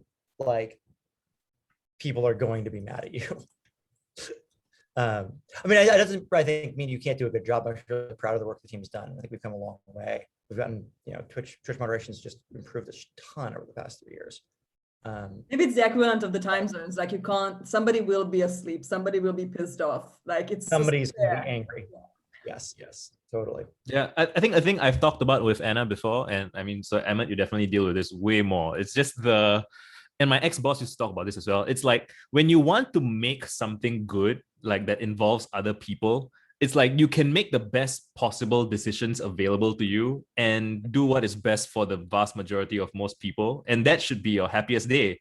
And yet it's like somebody will be legitimately upset because and for good reason, like because of the trade-offs that are being made, and they get screwed for it. And then you have to live with that. Like even, you know, it's like it's easy to kind of strawman them as, oh, it's someone being abusive, violent, whatever. But like, it could be someone who's, you know, being reasonable about it and they're genuinely upset. And it's just like you have to, it's a thankless there's no, I mean, I guess it's why not more people don't do this, because they know, I think at some level, that you're gonna run into these things. The courage to be disliked, right? You get started doing it and it happens pretty fast. Like pretty early on, you have to make a choice that someone's gonna be really angry about and legitimately angry. Like everyone knows that no matter what you do in the public sphere, someone's gonna be illegitimately angry at you. And that will happen also. Like you'll get people who are just, I don't know, for whatever reason, they've made up it in their heads and they actually have really no reason to be angry at you. But like, honestly, I don't think that's the majority. I think actually most of the people usually have some legitimate gripe with what's going on. Yeah, it sucks. And it sucks knowing that like you have to make these choices that like necessary, because you don't have infinite resources. You're not God. You can't adjudicate everything perfectly. That you're gonna make choices that are unfair. One of the hardest things actually is in the keeping the peace is the tension between consistency and fairness or justice or mercy, because consistency is so important. People need to be able to rely on the lines being in the same place, and at the same time being consistent almost by definition means neglecting mercy, justice, and nuance, because you have to be if you take into account all the individual factors, by definition that's not consistent. It's if you're and so like it's hard because you're always navigating between those two, and I don't know that it's possible to create a so effectively a legal system that doesn't fall on one side of the lines or the other. This is interesting. Even at my much smaller scale as a CEO, I want to make exceptions all the time. Like every single time somebody comes to me with a query, I want to oblige, because first of all, you want to be helpful, and also you want to be popular, right? But if you actually follow that train of thought, then you end up with everybody being everybody being an exception. And as a Hungarian, my mother tongue being everything is an exception, I know that this makes it super complicated for foreigners to learn it. And what you want with your legal system is for it to be widely applicable. So I totally get that. And Yager, you have did I pronounce it correctly? You have your hand up. So it's Yajur. Don't worry about it. Okay. Yeah, you guys Where can are you just call me Yaj. I'm from Delhi, but I've lived in Dubai pretty much my whole life, and now I'm studying in Birmingham, England. So a bunch of places. More. Yeah, so thank you guys for hosting this. This has been really, really stimulating, and just a lot of stuff I've never really thought of before, to be honest. I guess the question I had was something I was alluding to earlier in the chat when we were kind of talking about the concept of weak ties and building those weak ties. And I did say that I find that people who are really good networkers can often be perceived as people who are a bit detached from other individuals, in sense of, for me, as someone that's quite an emotional individual, and I feel like a lot of people have had certain, well, let's not get into that. As an emotional individual, I think that you recognize certain cues, or you're a lot more perceptive maybe to what some other people might not be. And when I see that someone's inauthentic or not seeming very genuine, I perceive them to be social climbers. So I guess my question really is that, kind of coming back to what we're doing here, we're looking at like building communities and networks online. And something that really puts me off is when I can quite transparently see on Twitter when someone is speaking to someone a certain way because of their status, but they won't speak to everyone else that way. So I guess the importance of authenticity and genuinity in physical connections is a lot more apparent than it might be online to people. But for me, that's something that really does put me off even online. And I get it that you have to sell yourself. I know some stuff that Visa has spoken about on Twitter is you need to make yourself interesting to other people. You need to make yourself, in essence, kind of sell yourself, right? And I get it. Being isolated means that you don't do that, or you think that things are for granted or people will come to you, whereas that's not how the world works. So where do you draw the line between selling yourself but being kind of authentic, and also while maintaining those weak ties, being genuine in them? So a lot of stuff there. I guess it comes down to authenticity and maintaining your truth while selling yourself in social media to be an interesting individual and maintain weak ties. So yeah, unpack that how you would. So I have a question. What makes you believe at some level that being authentic won't sell you? That if you are your authentic self, that won't be attractive to others. No, so that's so that was something that I also contested, in the sense that, okay, if you are your authentic self, if you have something to provide, and then you build that network, that's an integral part of the game. But I guess the authenticity bit that I'm challenging is when it comes to weak ties, it's difficult because you maintain such a low level of contact. It's difficult for that person to perceive you fully, if that makes sense. So how in those kind of low levels of contact do you go about doing it? Because, for example, if someone spoke to me a couple times and I'm like, okay, this person seems like a cool guy or whatever, a cool person. And then they come to me and they're like, okay, I kind of need to ask you for a favor. I'll be like, well, okay, I don't know you like that, for instance, yeah. But if it's someone, take my professional field of medicine, if someone came to me and they're like, oh yeah, can I ask you for a favor? Could you link me to this academic? And I'll be like, yeah, I'm more than happy to do that because we have a common ground here. How do you kind of do that on the internet with people that have no professional connections to you and things like that? Oh, I have a lot about this, and so, yeah, it's my thing, right? Yeah, and it's actually boils down to reply game again. So like, the thing about when one medical professional asks another medical professional for help, they have that shared understanding, that brotherhood, like you just both know that you would do the same for each other. That's implied. Whereas with a random stranger, you then need to kind of speed run each other's connection. And so I have a blog post that's like how to ask for help. Let me just link it. And it's about, add the HTTP. Anyway, it's like you have to, there's like, you can get a completely random stranger that I don't know can ask me for help and receive it if they put in the work. And it's not a lot of work. It's like a minimum amount of work. They just need to reference some of my material, demonstrate that they know what I care about. And all my material is out in the public. You can just Google me and Google any topic related to me. And so just be like, hey, Visa, I looked at your stuff.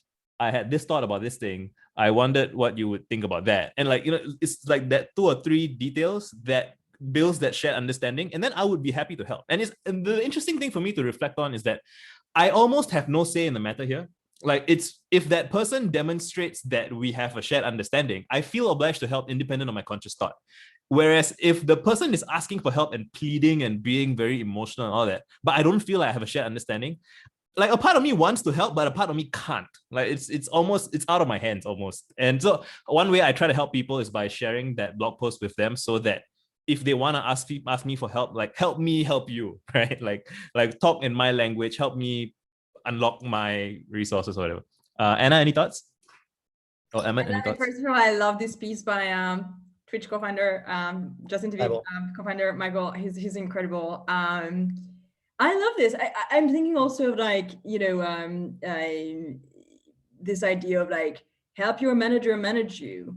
I often find that, you know, I mean, in my own life, I was often upset, you know, when I was younger, when somebody wouldn't help me. And then I came to realize that people help you when they can.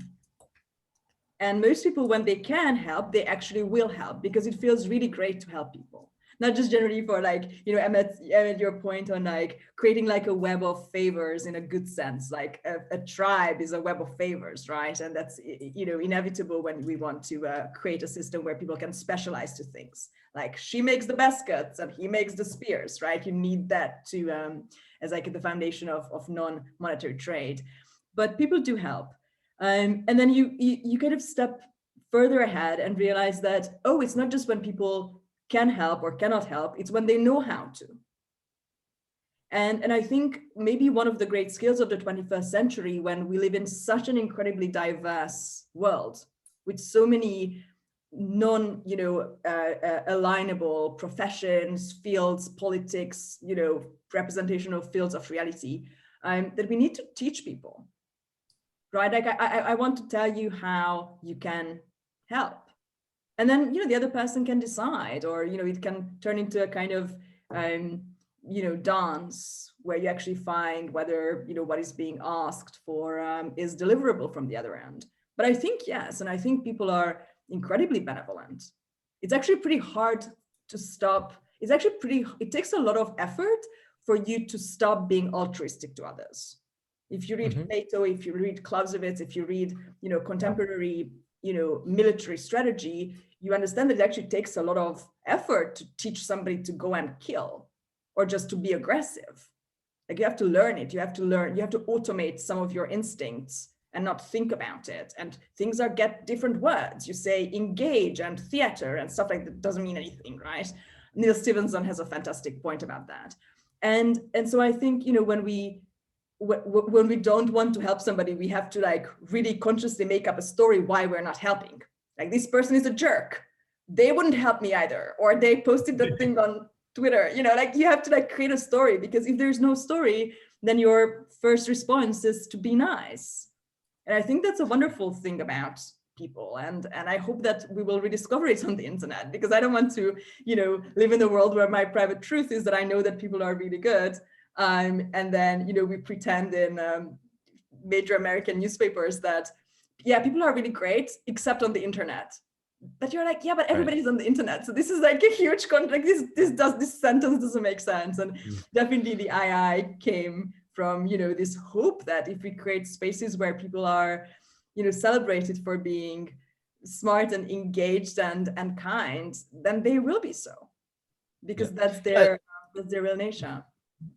A thing that I've found to be true, and it's true for me when I was starting out, and I've tested this by, you know, reaching out to people and stuff, is that, I mean, basically everybody wants to feel seen and understood and appreciated. And people often think that like celebrities or you know, just very, very busy, famous people, they get seen all the time, but then so they must be enjoying themselves or whatever, because people want to be seen and they're seen all the time, but they're not seen in the way that they want to be seen, right? They are a spectacle. Like Justin Bieber has this quote about how he feels like a zoo animal, right? Like people just, you don't even care to see him. You see him walking on the street if you're like a shitty fan, and you're like, ooh, that's a selfie I can take to show off to my friends. You don't even care about him, right? You just want that selfie to, and so people walk up to him right next to him and take selfies with him without his permission. And it's like the fella feels like a zoo animal, right? And so the thing is, if you can send a busy person, a famous person, whatever, a short email, right? And it shouldn't be too long because they're busy, right? But like if you send them a short email that demonstrates like a proof of work where you've read their material or you've listened to their album or whatever it is, and then you just point to something that you appreciated and you share your point of view about what you liked about it and how you felt about it. Like in my experience, I found they consistently almost always respond, even when they're really, really busy, because they're scrolling through their emails and they're like, oh my God, this person wants something from me. This person wants something from me. And it's like, oh, this person enjoyed my stuff and he gave me, it's like once somebody asked me to DM someone else on their behalf who is like a mutual of mine on Twitter. And I'm like, I'm not going to do that. Like, but I will help you get there, right? Because it's like you really have to respect these boundaries and people's attention. And once you see things like this and you've had a few positive interactions like that, I think it's like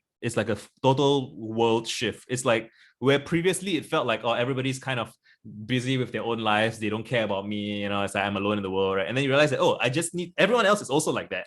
And if I put in a little bit of effort, which I understand can be difficult and overwhelming for someone who's like very pessimistic and has been burned by a lot of bad interactions. But like if you manage to try a bit and you get like the euphoria of someone else saying, oh wow, I felt seen, and like how can I see you in return? Like that's oh my God. And from there on, it's like a switch flips, and then next thing you know, you're like volunteering to help people with all kinds of stuff because it's amazing.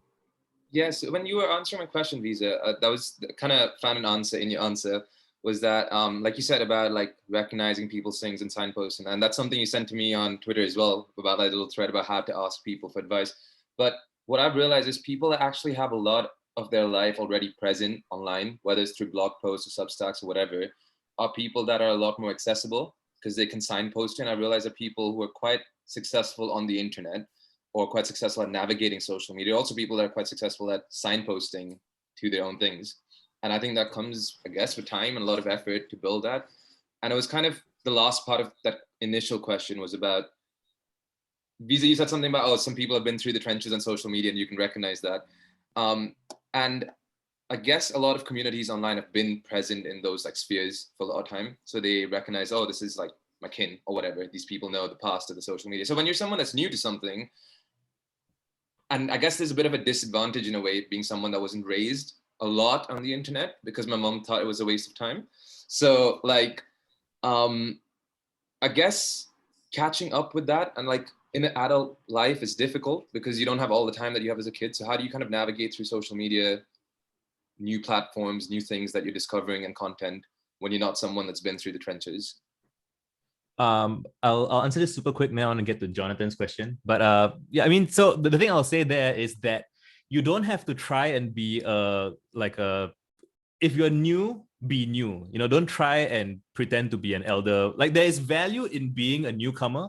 Like when you're a traveler or even a child. Every child is like a traveler from an alien universe, right? And then they see things with fresh perspectives and they have fresh eyes, and everyone wants to help kids have a great time. And like same for like when travelers visit and so on. It's like you don't need to pretend that you've been there for a long time. You can be like, hey everyone, I'm new here. Here's what I like. I don't know what's going on, and some people will respond to that and they will want to help a new person. Just imagine if like somebody's from a different country is like a tourist in your city and they ask you for help, but you almost always help because you want them to have a good time, right? Jonathan, your question? Yeah, thank you. Anna, Visa, Emmett, this is an amazing conversation and you each bring such a great and unique perspective to it. So thank you for that. I want to return to a moment, expand on this idea of how we can make the internet a helpful place.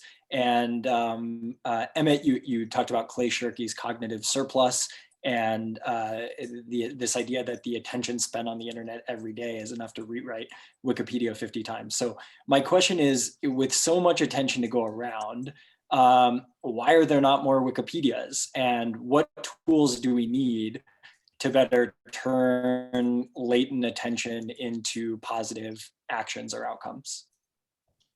I think you're participating in one of them right now. I think that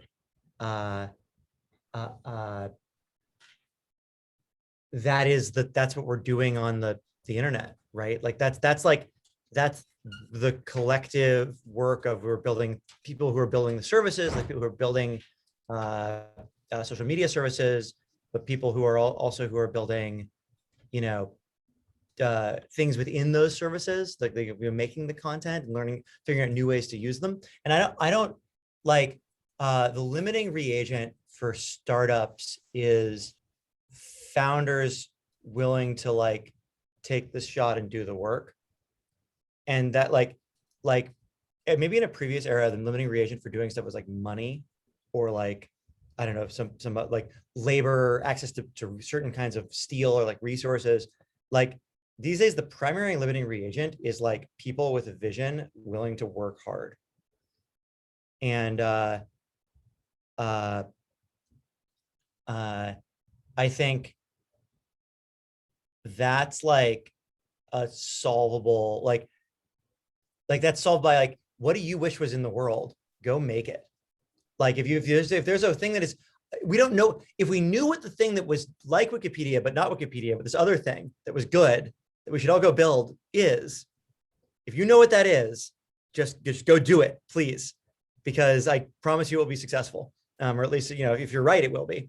Like Khan Academy is that, right? Khan Academy, I actually haven't used Khan Academy, but I hear from people who have to learn math that like, it's a big upgrade from the old way you used to learn math. And somebody, specifically Khan, decided, I'm going to make a better way for people to learn math because this is a thing that the internet could be used for. And then once he had that vision, everything else is sort of downhill from there. So like, it really is like the hard part here is being able to imagine what that future is.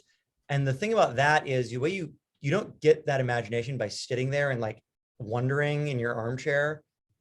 You like get there by banging your head against the wall of trying to make it with the existing tools, whatever it is that whatever it is that you want, that you wish was out there that you could learn from. I actually think you're usually the best customer. Whatever it is that you wish you could have, go try to like get that or make it using what already exists. And if you can't, and you just really could do this one thing, if we just do this one thing, then I could make it work, then maybe that's the thing. But it's the people, it's the people in this room. It's literally it's people who want to build the stuff and who see the opportunity that are the limiting reagent. Thank you so much.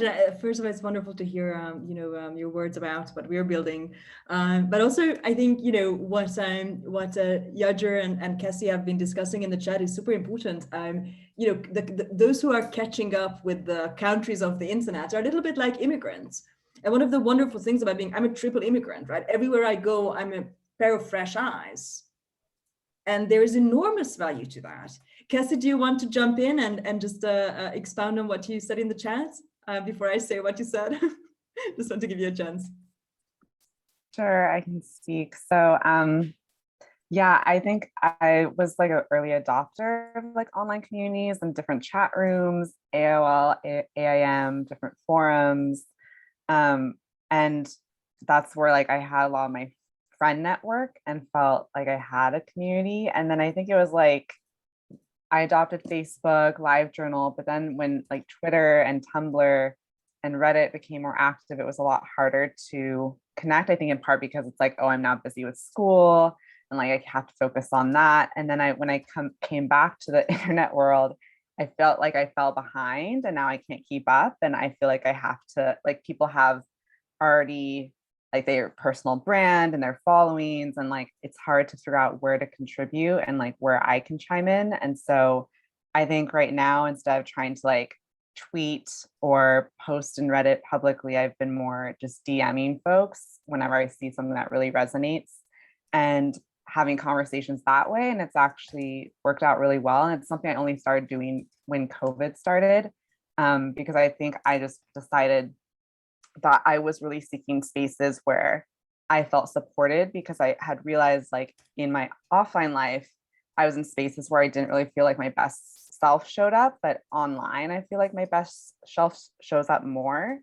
And so now it's like, okay, I'm going to orient myself to spaces where I feel supported and challenged in a good way. And to do that, I need to be proactive and find those people in my life. And I can't just be passive anymore. I need to like initiate those connections if I like want to curate a particular type of community around me. And it's been successful so far. And I think that's happened like with Inner Intellect. I've met some folks. I'm like going to meet up with some folks actually later today. So it's something I would encourage if you're feeling kind of behind, is just to like DM people, and like maybe you don't get a response, but most of the time I have gotten a response, especially if you just have a thoughtful question or just appreciation. I think some folks realize like maybe I put like when you put people on a pedestal, you're like, oh, they're not going to care. Like they probably have a ton of fans already. So like, why would they care about what I have to say? But I think a lot of people do just end up appreciating it. And at the end of the day, at least you've like gotten it out there. So you're not just like silently like fangirling like I was, and then being like, oh, I wish I was their friend. So you have to like make that first step.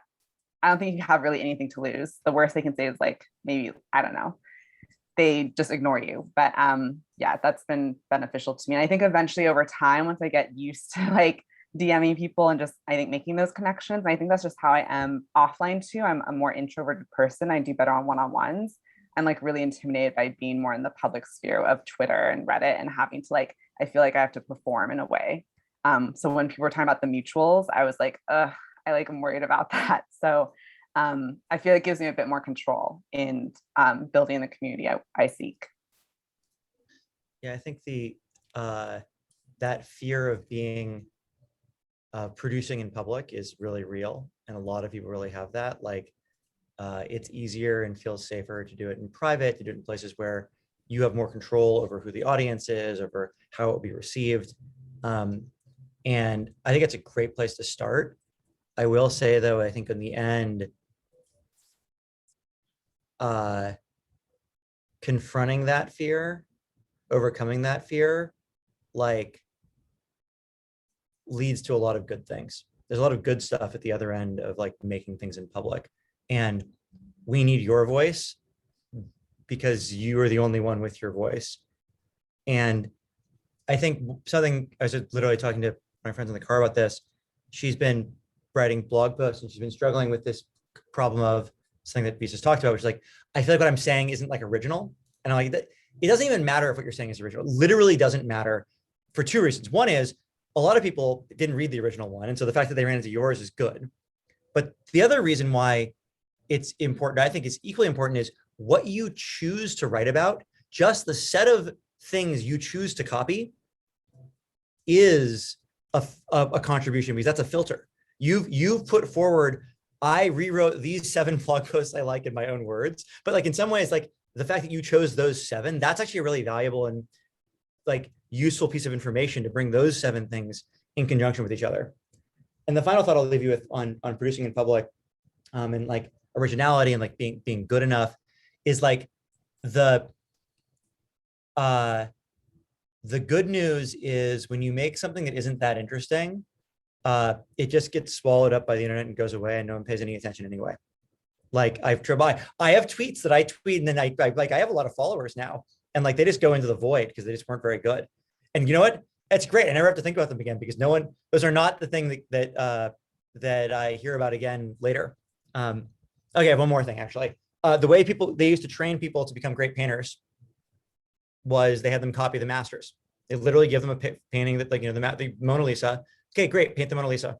No, not your version of the Mona Lisa. Like literally the Mona Lisa. Here's the paint, like that, like he did. Just try to get the brush strokes right. And you just do that a bunch of times. And literally by stepping through and doing the thing that the other person has done, your brain starts to pick up the patterns and you get better. And so like, I would really, first of all, don't worry about originality at all. But second, don't worry about quality that much. And I understand it's scary. And like, you know, if you're not ready, you're not ready. It's fine. But at some point, give it a try. Because like, actually, it's really rewarding. Building stuff in public is the best. I love this. And I just want to kind of like connect the dots here a little bit because, you know, we were kind of riffing on in the chat on whether, you know, there's a time for any social platform when it's the right time to join, right? Like I definitely think that maybe Twitter is not the right time to join right now, but there was a moment when all, as you mentioned, like these intricate networks of friends and collaborators was forming. There was a moment in culture, politics, technology. And I think this kind of relates to what Cassie, you said with regard to like, when is the moment when a platform can find people who will be their best selves on it, right? Like when was the moment when the writers who wanted to do their best selves on Medium joined Medium. And maybe that's the thing that is, you know, I would say it's probably very transient. It's almost like a natural occurrence that it happens, and the founders, the people working on the platform have to, you know, respond. But I think it can probably be, in a positive sense, manipulated. Like, keep the platform so that generation after generation online can come and try to become their best selves there. And that I believe that's kind of the foundation of why it will remain good. And we have, we have multiple people with questions. Yeah, Elon, you were the first, I think. Did I pronounce that right? You want to go next? You want to go first? And Mark also had a question, but I think that's gone. But just like, Mark, if you want to ask it, please re-raise your hand if that's a verb. Yep. So my name's Alon. Close. Alon. It's all good. Alon. Alon, yeah. So super interesting topic. I think a lot about this kind of like overarching trend in terms of, you know, obviously there's like people that are very much online, and for us kind of meeting strangers and talking to them for hours at a time is completely normal. And yet you're seeing this shift happening where the mainstream is starting to open up to it, where people are more comfortable kind of leaving their walled garden of Facebook and moving over to other types of platforms, other types of online experiences with people they don't know. And I think obviously COVID kind of accelerated that in a huge, huge way. One of the things that I really that really framed the way that I think about this shift, and I heard this from David Perel, maybe he got it from someone else, but he said that the last decade, the internet was for dating, was for meeting your significant other. And then this current decade onwards is for making friends. Like, it's completely become normal to make close friends online in a mainstream way. So just kind of double clicking on that and thinking through, like, what are some of the types, Emmett, maybe you have some, you know, insight from your work at Twitch, just like, where do you see things going in the next decade or two in terms of, like, not necessarily like this, maybe, I mean, I think even people that, like we were talking about before, people that want to become more active online, kind of grow their audiences and things like that, that's not, it's hard to see a world where that, like, everyone is just, that's like their main thing. Maybe in the future that'll happen, but I'm just curious in terms of how you see that happening over the next few years. So like, how, like, when you say that happening, help me, like, with the what's the specific that's the reference? Yeah, I don't know. I mean, like I guess general trends in terms of like how the mainstream is coming, how the mainstream is kind of going to be build community, forming social bonds. I mean, even like we were talking about before, like moving into a same geographical area. Yeah, I mean, I think that we are sort of, this goes back to the, like, it's like in 100 different ways. I'm not sure there is like a single, like, there's a single way in which that's going to happen. You've got stuff where people are coming together around, you know, whatever their interest in really great nail polish patterns, lacqueristas on Reddit. But then you've also got people who are coming together because they've made a drop shipping company and found an edge in the Amazon whatever ecosystem, and make money doing that, and that's how they're coming together and they're connecting. And it's so hard for me to point out like a specific trend. What I see, you know, when I think about Twitch, I think that the, you know, what are we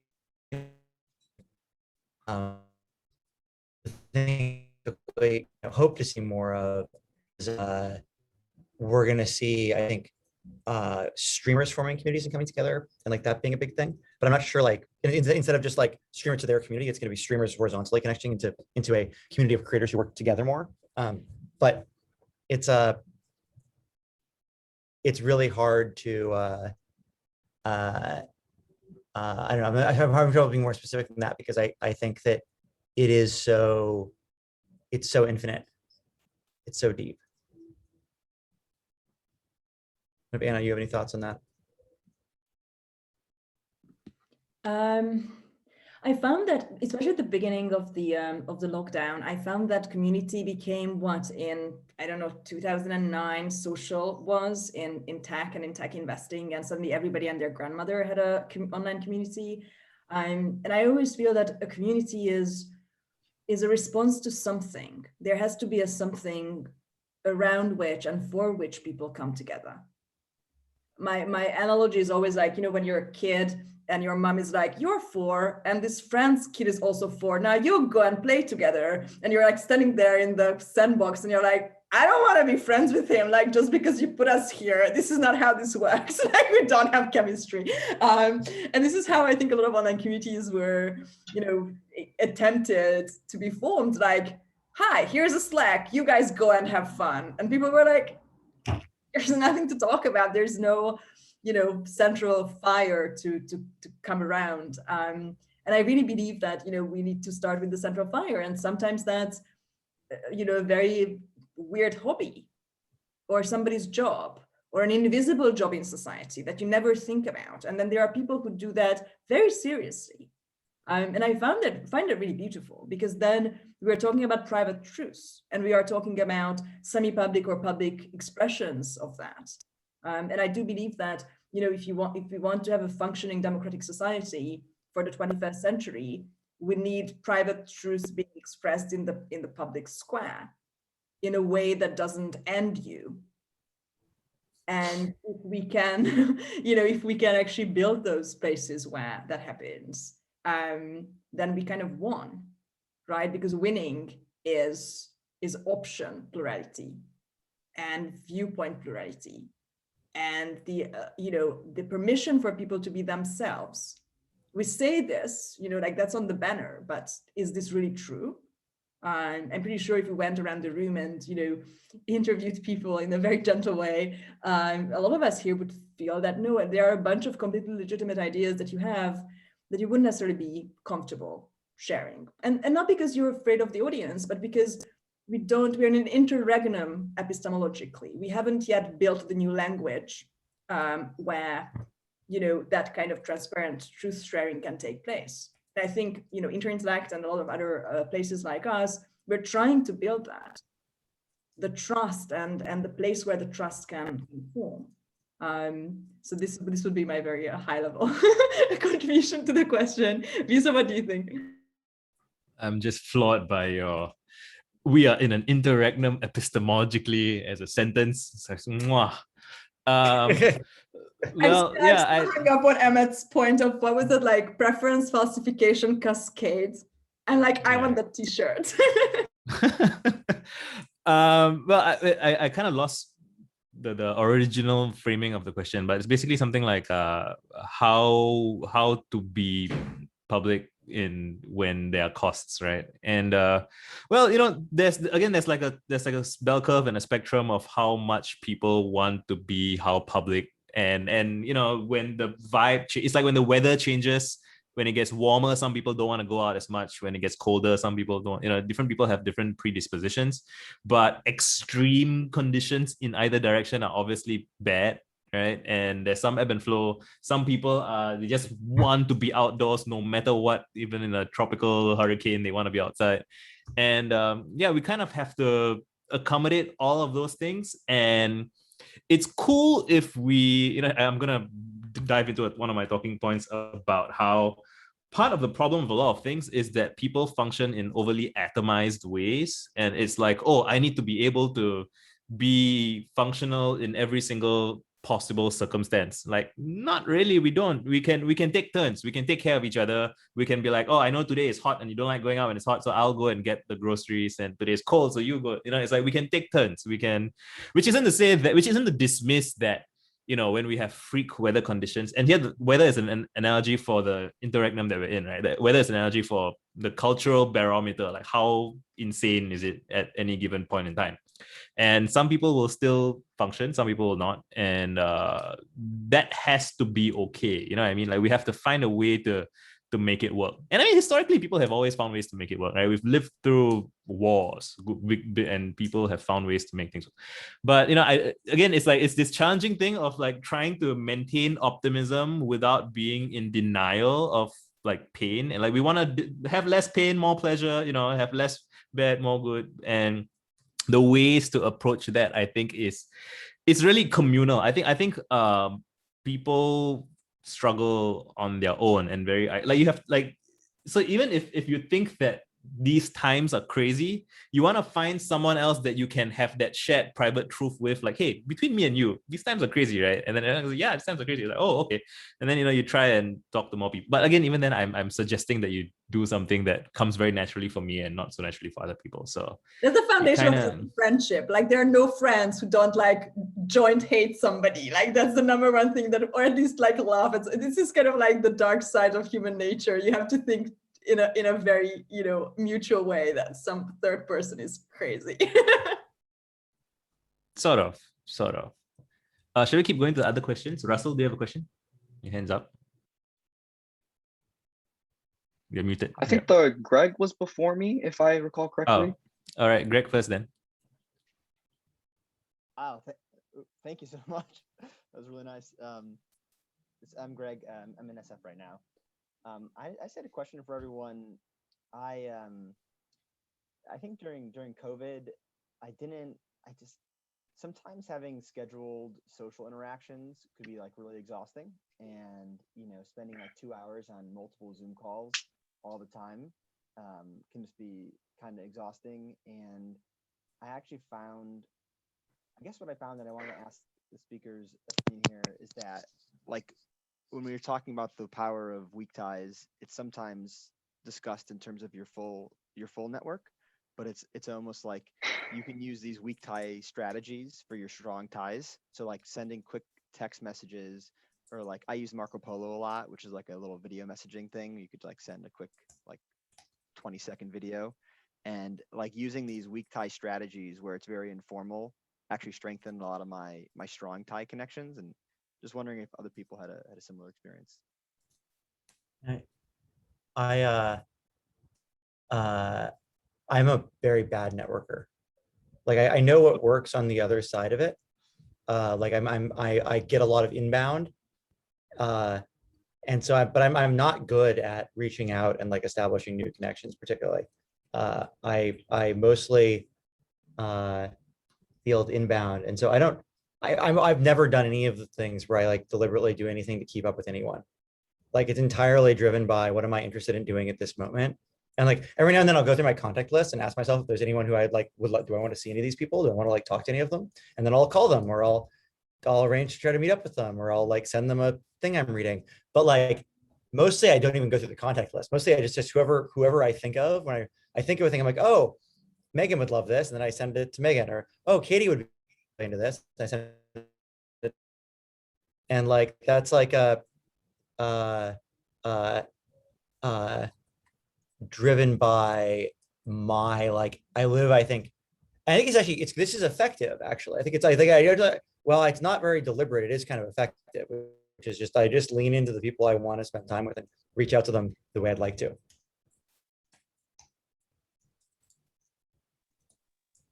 Yeah, it makes a lot of sense. I guess there's something about it that it's like everyone has the power to create these weak ties, whether it's with new people or with existing people. I think that's what's kind of attractive for it to me. But yeah, I don't have I think I have to spend some time creating the connections. I don't think I have as many inbounds as you, but thanks for the advice. When I didn't have as many inbounds, I didn't have a very good network. I've actually been the way I do it is I have a couple of friends who are good networkers, and when I need something, I ask them. I'm terrible at this. I think Visa might have something more interesting to share with you, but I actually don't have like I have a couple of friends who are particularly good at this, and my solution is let them do all of the networking. I think it goes back to the interdependence thing of like you don't have to be good at everything. If like you like networking, go network. If you don't like networking, focus on doing something else that networkers might find valuable, and then you'll be friends with some networkers, and then like you know, and then you just ask them. My wife's entire social strategy was to marry a guy who's good at it and not give a shit about it herself, and it works. Yeah. But also it's a great example, you know, here's an incredibly successful person who's not good at the thing that people tell you need to be successful, right? It's like Elon Musk doesn't know how to put together a presentation and nobody cares, right? So there are, if you have enough other skills, you can override the rules. Oh yeah, I have that you know, just to, I have to underline that multiple times because people are so you know, it's the halo effect and interviews and media and everything that give people the wrong impression. Like people who are really, really good at one thing and then achieve massive success from that, they are almost like always really, really bad at other things. Like it's, nobody is like insanely good at one thing that wasn't because they were like overcompensating for something in some way. And not I don't mean that in like an dismissive way. It's just the truth of how, you know, our coping mechanisms are, or how I think what was his name? Vinay has this quote that something like every superpower started out as like some kind of coping mechanism, right? Like you know, great comedian, great orator, they started out because they needed to manage conflict between their parents or something like that. Like you just develop these skills to accommodate for something else. Anyway, Russell, what about your question? Yeah, thank you, Visa. First off, oh my God, you guys really sold this well in calling this space a super salon, because all the things that have been flowing in throughout the past couple of hours has been amazing. So thank you so much for that. One question that I'm particularly excited to share with y'all that I've been thinking about for a really long time is like Twitch being this sort of space that does something like better than any other social media platform in creating this sort of interaction metagame. And the way that I think about that is one thing that I got started or like aware of Twitch was obviously Twitch Plays Pokemon was like a huge thing of like everyone just like going in chat and kind of playing like, I don't know, like Pokemon Yellow and kind of going through this whole game. And that was like the first like little steps of kind of tapping into like the collective in kind of playing a sort of like online metagame. And the thing that I've been like really excited with nowadays is a lot of streamers kind of like tapping into that idea. I'll actually like post a couple links that I've been really inspired by in chat. Like a couple like Doug kind of does like the same thing, but in like other games like GTA 5, where he asks his chat to fly an airplane for 30 seconds and like lands it. And then another one that like I've been super excited about is one called like Code Miko. I don't know, like she's also been like super huge, just like a VTuber. That also like does a lot of like novel interactions with like chat by like doing stuff like trivia and also like getting stuff like into like her own like video games and things like that. So I mean, the question that I would love to kind of get your thoughts on is like, has Twitch been like thinking a lot about like interactions between like communities and the streamers, and kind of like if they're bringing in any like extra primitives beyond chat that could kind of foster a little bit more like longer metagames, so sort of thing? Yes. We think we divide it into two things, what we call stadium experiences, where you have a lot of people all coming together. So Code Miko, Doug, good example of that. Twitch Plays Pokemon, also a good example of that. Tons of people together, and you don't necessarily know all the other. Not like stadium to watch a concert or a football game or whatever. On the other hand, you also have the more living room, or at least like a house party experience of the smaller streams. And this few hundred. Oh, we're losing you, man. Like this, you look at the people who actually participate, it's relatively small. Oh, okay. So if you look at the people who actually participate, it's actually a relatively small group, and like that's a different thing. And so we're actually looking at this in two different ways. For the smaller groups, I actually think the right direction for us to go at it is deeper.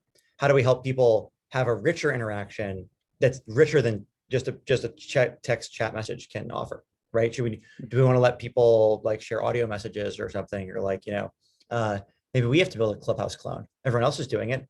Shouldn't we do it too? I mean, if all my friends jumped off a bridge, I would absolutely jump off a bridge because my friends have good judgment. In the past, when I followed them, it turned out to be awesome. So I would definitely jump off a bridge.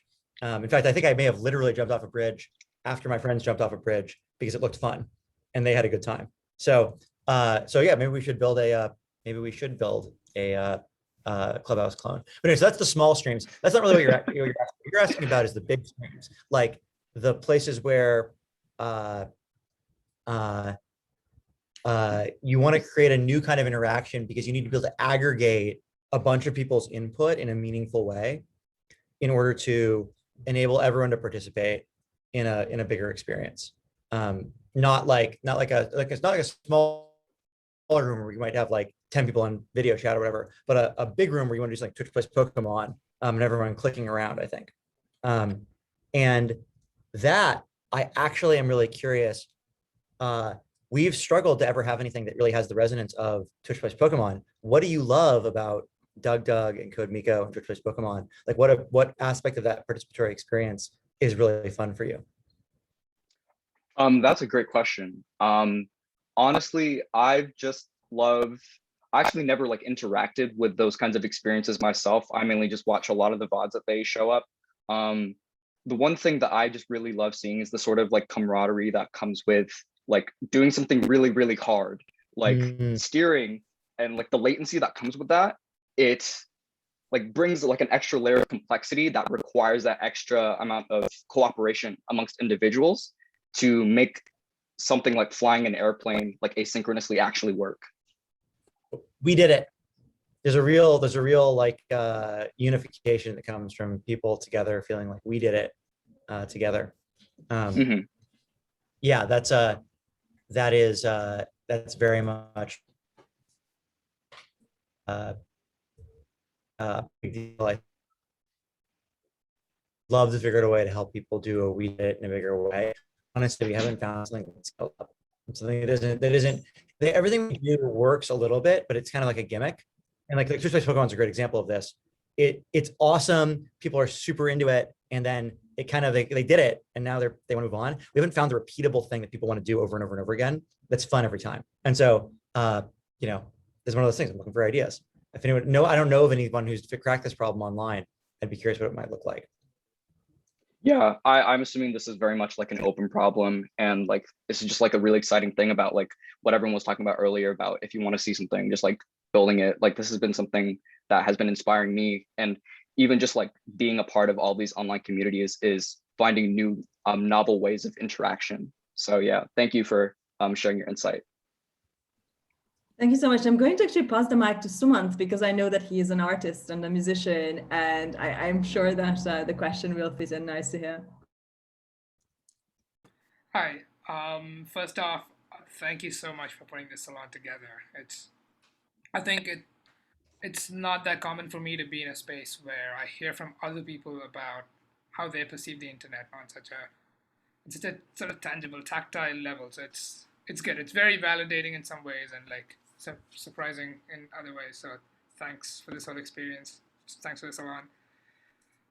To give some context on my question, I recently got my US driver's license. I've been driving around American highways a lot. And American highways are sort of a shared space and they have their own culture. And it took me a while, and it's not a space where you can readily communicate with other people because everyone's inside a car and you're trying to like understand like subtle signs and signals on how they're going to behave and like model and predict their behaviors. And I also noticed that over time, as I did this enough times, I developed muscle memory around like, if I watch someone merge in, like, I slow down or, I watch people's behavior. And I'm curious if anyone has developed similar sort of muscle memory around behaving a certain way on the internet that they don't think about anymore. It just happens. So yeah, that's my question. I mean, I think that's absolutely what happens. Like I feel like if you write enough, anything you do enough times per day, you just like stop having to think about.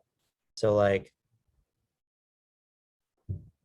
probably, I mean, I actually don't write tweets enough for this to be the case.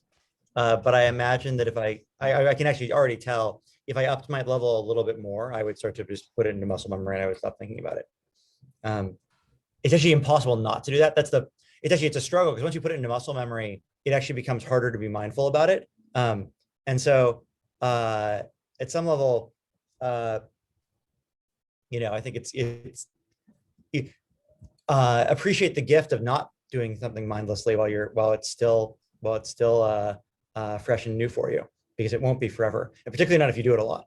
So it's like one of those things where it's like you can't not transition. You can't do something a lot and not have it become entirely muscle memory. This is a little bit what Visa you write about in your book with regard to Seinfeld, right? Like you don't become Seinfeld overnight. You have to have that incredible work ethic of doing something over and over and over again in order to unlock. Even if you have a lot of talent, you have to unlock it, right? And it's kind of to go back to the paint the Mona Lisa question as well. Right. I think so. The interesting kind of meta. Someone was asking earlier about what meta game is, right? And this is kind of an answer. Like, so if you want to do anything substantial, you have to be prolific. Like, if you want to be a streamer, you have to stream every day. You want to be a tweet prolific person, you should tweet a lot every day, right? Anything you want to do a lot of it to get good at it.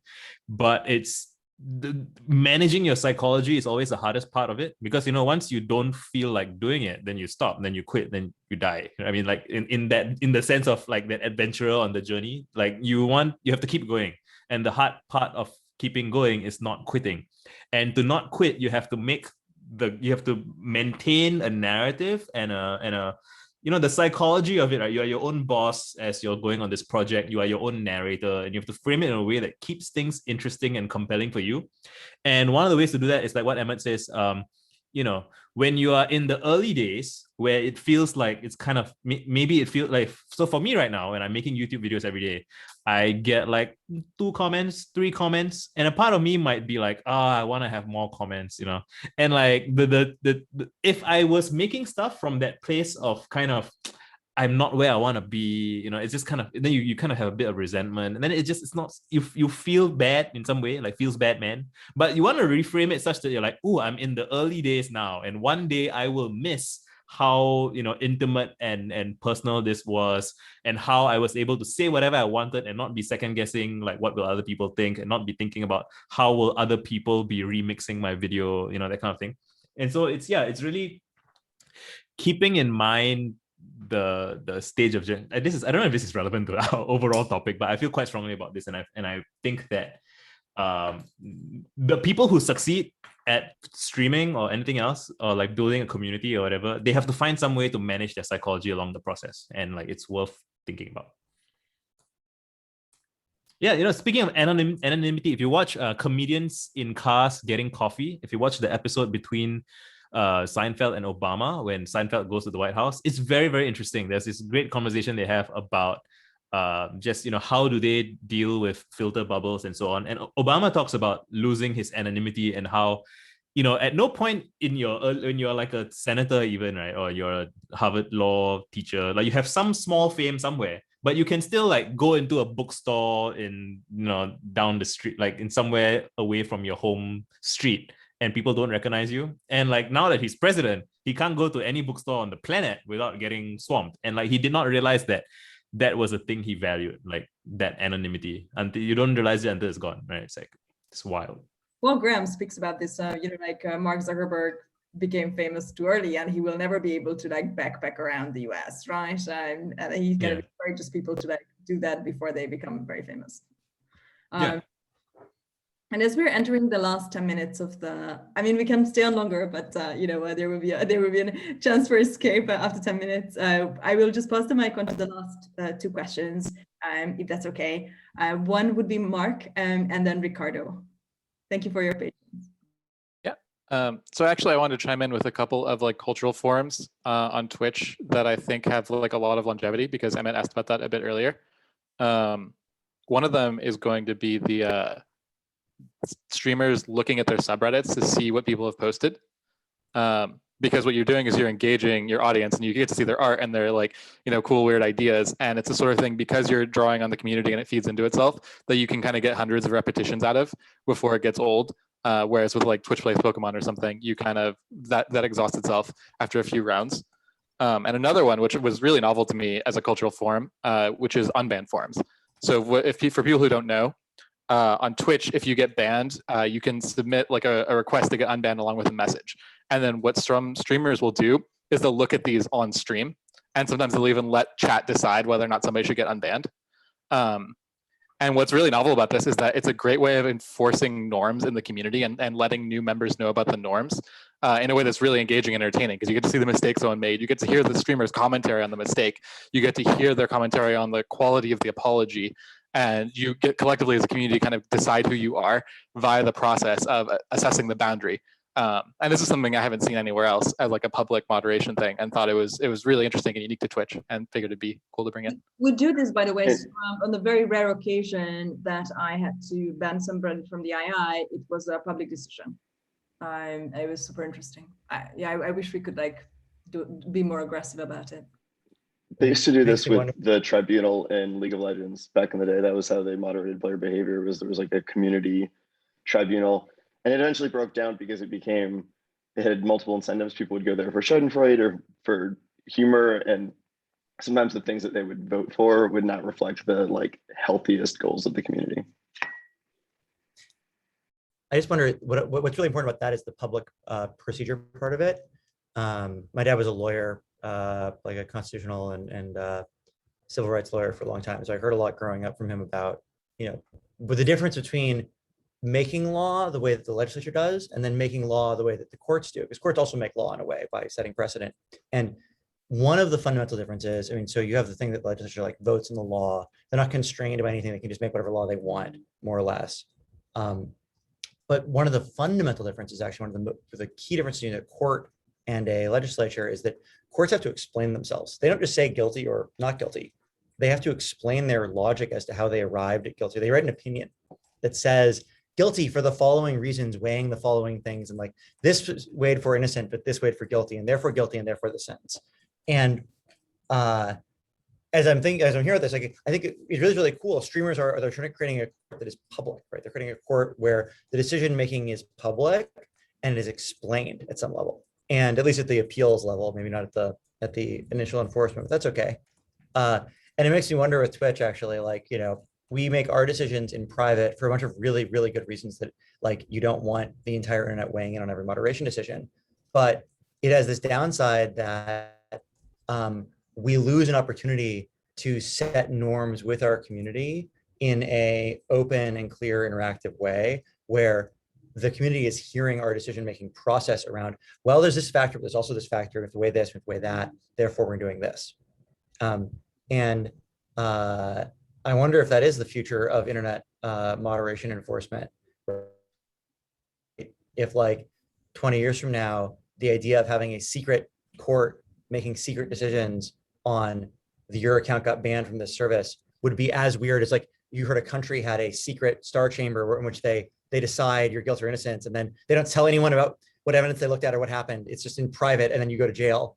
You'd be like, wait, that's not right. Like courts are supposed to be in public, and like right now, all online services effectively are star chambers by their very nature. And so I wonder if that's a really interesting direction, and I wonder if that's a positive thing. And I love this point, and yeah, absolutely. And I think this is one of the reasons why, Twitter banning people is so counterproductive, because what happens is that you have a suspended account with zero reasoning, and the people who are upset about this particular person having been banned will use the screenshot and tweet their own reasoning. So it's a little bit like you hear the verdict and it was the populace or whoever is, incentivized enough to write or talk about it would try to reason what the judge's thought process was. Everyone tries to guess because they don't have access to the reality. And you have to actually be like relatively straightforward and honest, or over time people will, the state news becomes you don't know what happened, you just know whatever they said wasn't true. So I don't know if we're winning the war or not, but like we definitely didn't win that battle. because they said we did. But yeah, I think there's, I think that's just fascinating. But yeah, it's really cool to hear about the various Twitch forms of like the emergent interactivity. I think there's really something there in having your community contribute the content to which you react. That's a core cycle. It doesn't give out right like immediately. In fact, it can build over time instead of shrink. And you build a culture over time because like people know the memes from 6 months ago, and it's like you build common knowledge like a community is. Yeah, no, that's a really good insight. Love it. And last question, Ricardo. Great responsibility. You're the outro. No, we will do an outro. Don't worry. Like no pressure. You're just the last question of an amazing discussion. Yeah, it was really amazing. Thank you. My question is an attempt to kind of connect a few things we discussed. One being, if you know what you would want to realize or you want to see to happen, go do it. One being predicting is hard. And I think I tend to resonate with more like the idea that my part of my brain, my hemisphere of my brain that innovates and deal with the unknown is more story-based and maybe creative than very precise, analytical and planning. So I wonder if you could give us a bit of a glimpse into your, say, maybe each of you, or if there's enough time, maybe one of you, into kind of like your latest metaphorical state of the kind of like adjacent possible of internet communities. Maybe in other words, what I mean is kind of like, what's your recent go-to metaphor of what you imagine is possible?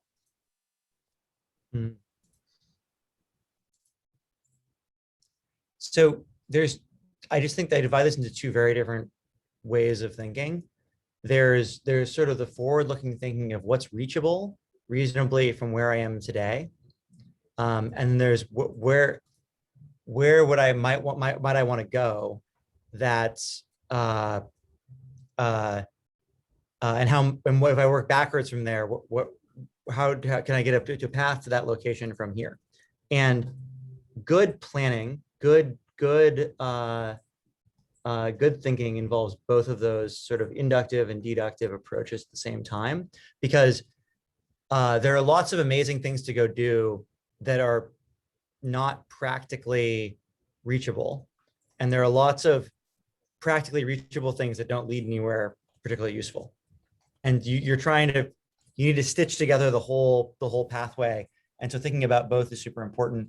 I spend most of my time thinking forward now, actually, rather than backward, because once you have a running thing that's like pretty big and like going, a really important question becomes, what do we have a specific differential advantage in reaching that's like 1 or 2 steps away, not like from total scratch, what would be good? Because there's lots of ideas that would be good for someone else to do, but like what's good for us to do becomes a very specific question. Whereas I think when you're earlier on, this is truly true for me when I was earlier on, it was much more open white paper, like what might be cool that even seems theoretically possible, and then just go that way. So I think the way I approach that shifts over time. I think your specific question though is more about like in feeding your current metaphorical, like thinking about what to go build, where do I see, or where do we see the like community online going, and like what's the next phase of development? What's the next emergent phase of development for the online communities? Is that accurate? I'm going to check if I got that correct. I was more, I think I was more, not necessarily too much on like it was more like a metaphorical, like where does your story go? Like, where do you see the story going? Not necessarily kind of like a predictive question. Yeah. So, thank you. I'm a very verbal analytic thinker. Like the way I think about things involves word. Like I mostly think about things through words. I think about things through thinking and through words primarily. And so I don't have like a strong visual memory, like metaphor or like metaphorical idea of where it's going. I've noticed a couple things keep coming up over and over.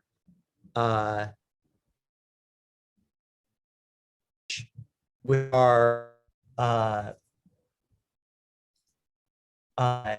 the growth of, there's like the creator economy is really important. Community is really important. I think I'm dropping out. Community economy means people get paid for non-commodified labor. People join in and around, and that's the foundation of community. Sorry, Emmett, you've been breaking up a little bit.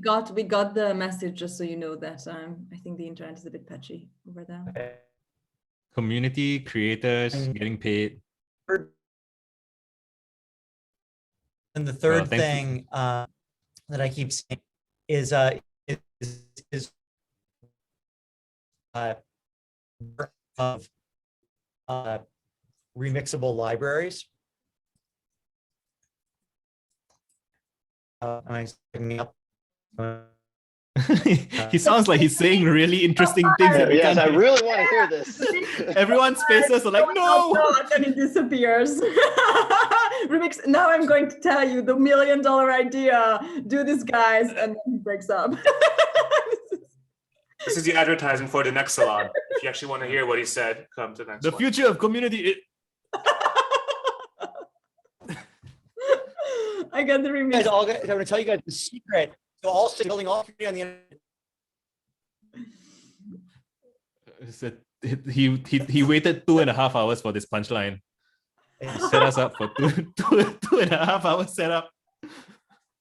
Punchline. Did we lose him? No, he's back. Reconnecting. Okay. Zoom quit on me, but I just shared the fundamental secret to building community online, but it's all gone, so I don't think I can. Sorry. It was a one-shot thing. Yeah, it's one of those moments of inspiration. And it's just gone. No, but so I guess I see these like sort of these trends, community creators, and kind of remixability, but I don't know if I can like put them together like a metaphor for how like I guess the dominant metaphor I use is the metaphor of the home or the space. If I was gonna, and as I'm thinking about this more, as I'm talking about it more, I'm good friends with Steve, who runs Reddit, and when we talk about the future of social media, the dominant metaphor we use is the metaphor of place.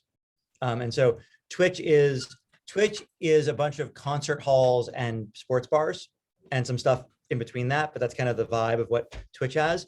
Reddit is, by contrast, collectively a city, and subreddits are neighborhoods of cities.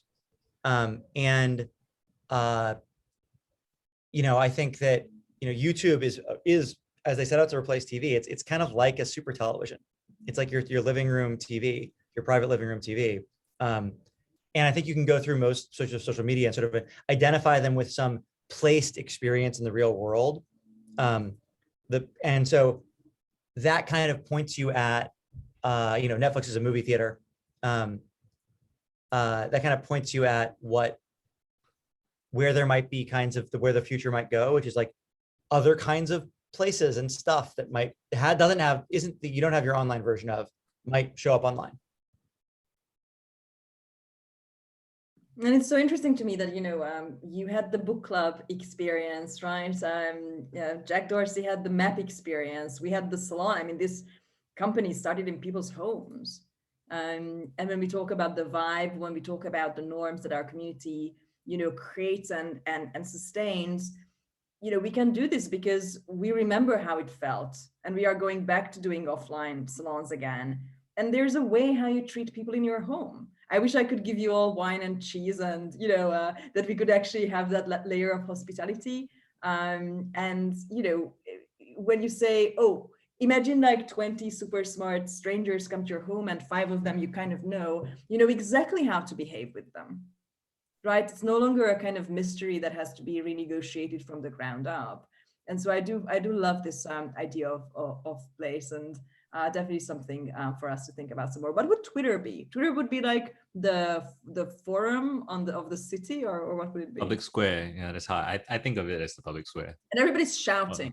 When I Yeah. think about Twitter, I think about like Life of Brian, like it's a forum and everybody's like shouting at you. Right. I mean, and the crazy thing is, so it's like there's the central forum, and then there's like all these kind of path, like, you can go out to the corners of the forum, which is more obscure. But then someone from the middle of the forum can quote tweet you, so it's like they're dragging you to the center, and like suddenly it's just the physics. We break physics in this hypertext cyberspace. Well, Twitter is, as usual, the weird, hard to categorize one that doesn't have an exact analogy. It's kind of in between a bunch of things. Like Twitter is consistently, for me, the piece of social media that I always create these taxonomies in my head, and then so Twitter always like breaks the taxonomy. It's like it doesn't quite work.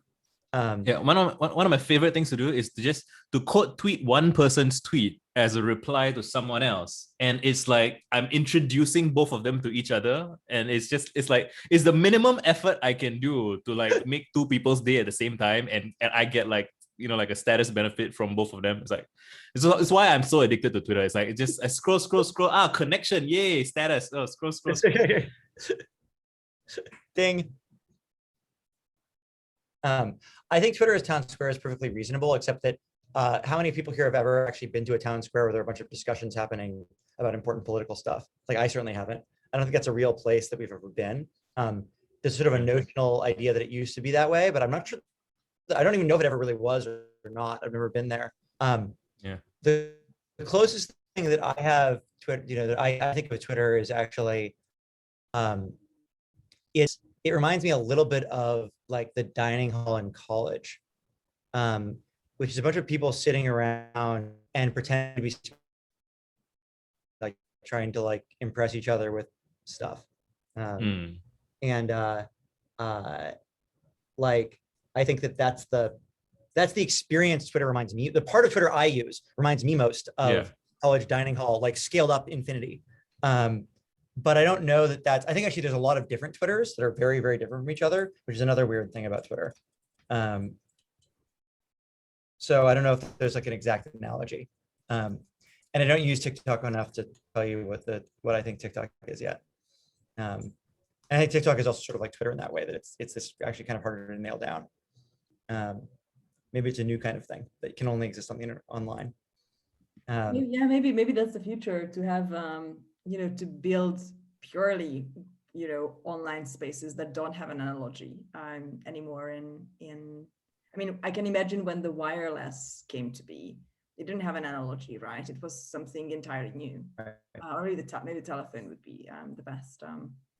I mean, yeah, and the crazy thing about analogies in general is that so they first help us make sense of the new thing by putting it through the lens of something familiar, which helps a lot of people get on to the new thing. But then there's a period of time, and it's always about like 20 to 30 years, where people kind of, because they're thinking of the new thing in terms of the old thing, they don't actually push it to its limits and find out what you can do with it until you have someone who is like born into it and just doesn't, so the example I always use is the electric guitar. So the electric guitar was electrified. The guitar was electrified in about 1940 something, right? But people just thought of it as, oh, it's an acoustic guitar, but it's louder and it doesn't sound as kind of beautifully resonant, but it's louder. So that's the trade-off that we like. And people just thought of it as, oh, it's a louder guitar. It's a louder guitar. And it took 30 years for Jimi Hendrix to show up. And I mean, there were people in between, but Hendrix is the one who really kind of blew it open. And he's like, I don't think of this as a louder guitar. I think this is a freaking completely different animal. And it's just, to think about it, like from 1940 to 1970 or like whatever in between, theoretically, you could have had a Jimi Hendrix in 1940, but there were none because people had not yet learned to conceive of Twitter in that way. And I feel like the same is true of the internet, in the sense that while we are continually trying to improve our tools, our imagination is definitely lagging behind. It's like we are definitely we could be using existing tools, even if we don't innovate on them at all. We could be using existing tools in new ways that we don't realize because we are constrained by imagination. I think in the early days of YouTube, people used to think, oh, YouTube is like television, but at home. So they would try to make like TV show style productions. Like they'll be like, here is welcome to so-and-so news, right? Like welcome to the X report, the Y report. Like they would try to mimic TV for respectability purposes. And then later on they realize, hey, I can just talk from my bedroom. And people actually prefer that because it's a whole different animal, right? It's like I can show you my face. And yeah, it's just similarly, I imagine that while it's super useful to have analogies to help us kind of relate new things back to things that we know, like I'm super excited for like the kids who just don't even think about the assumptions and constraints that we grew up with, and they just casually violate our assumptions in ways we're like, what? You can do that? That's allowed? What the fuck? You know, it's just kind of it's gonna be insane. Yeah.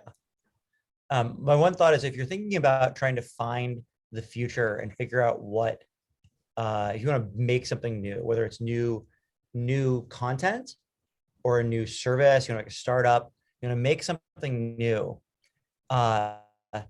trying to do it by analytically understanding or comprehensively understanding your environment and like coming up with an idea that's good for like, oh, this is the missing thing, that like the missing piece of, you know, writing or the missing music that someone should go make, and I figured it out, or the missing startup that someone should start, the service, I've mapped out the services as the missing service. It is possible.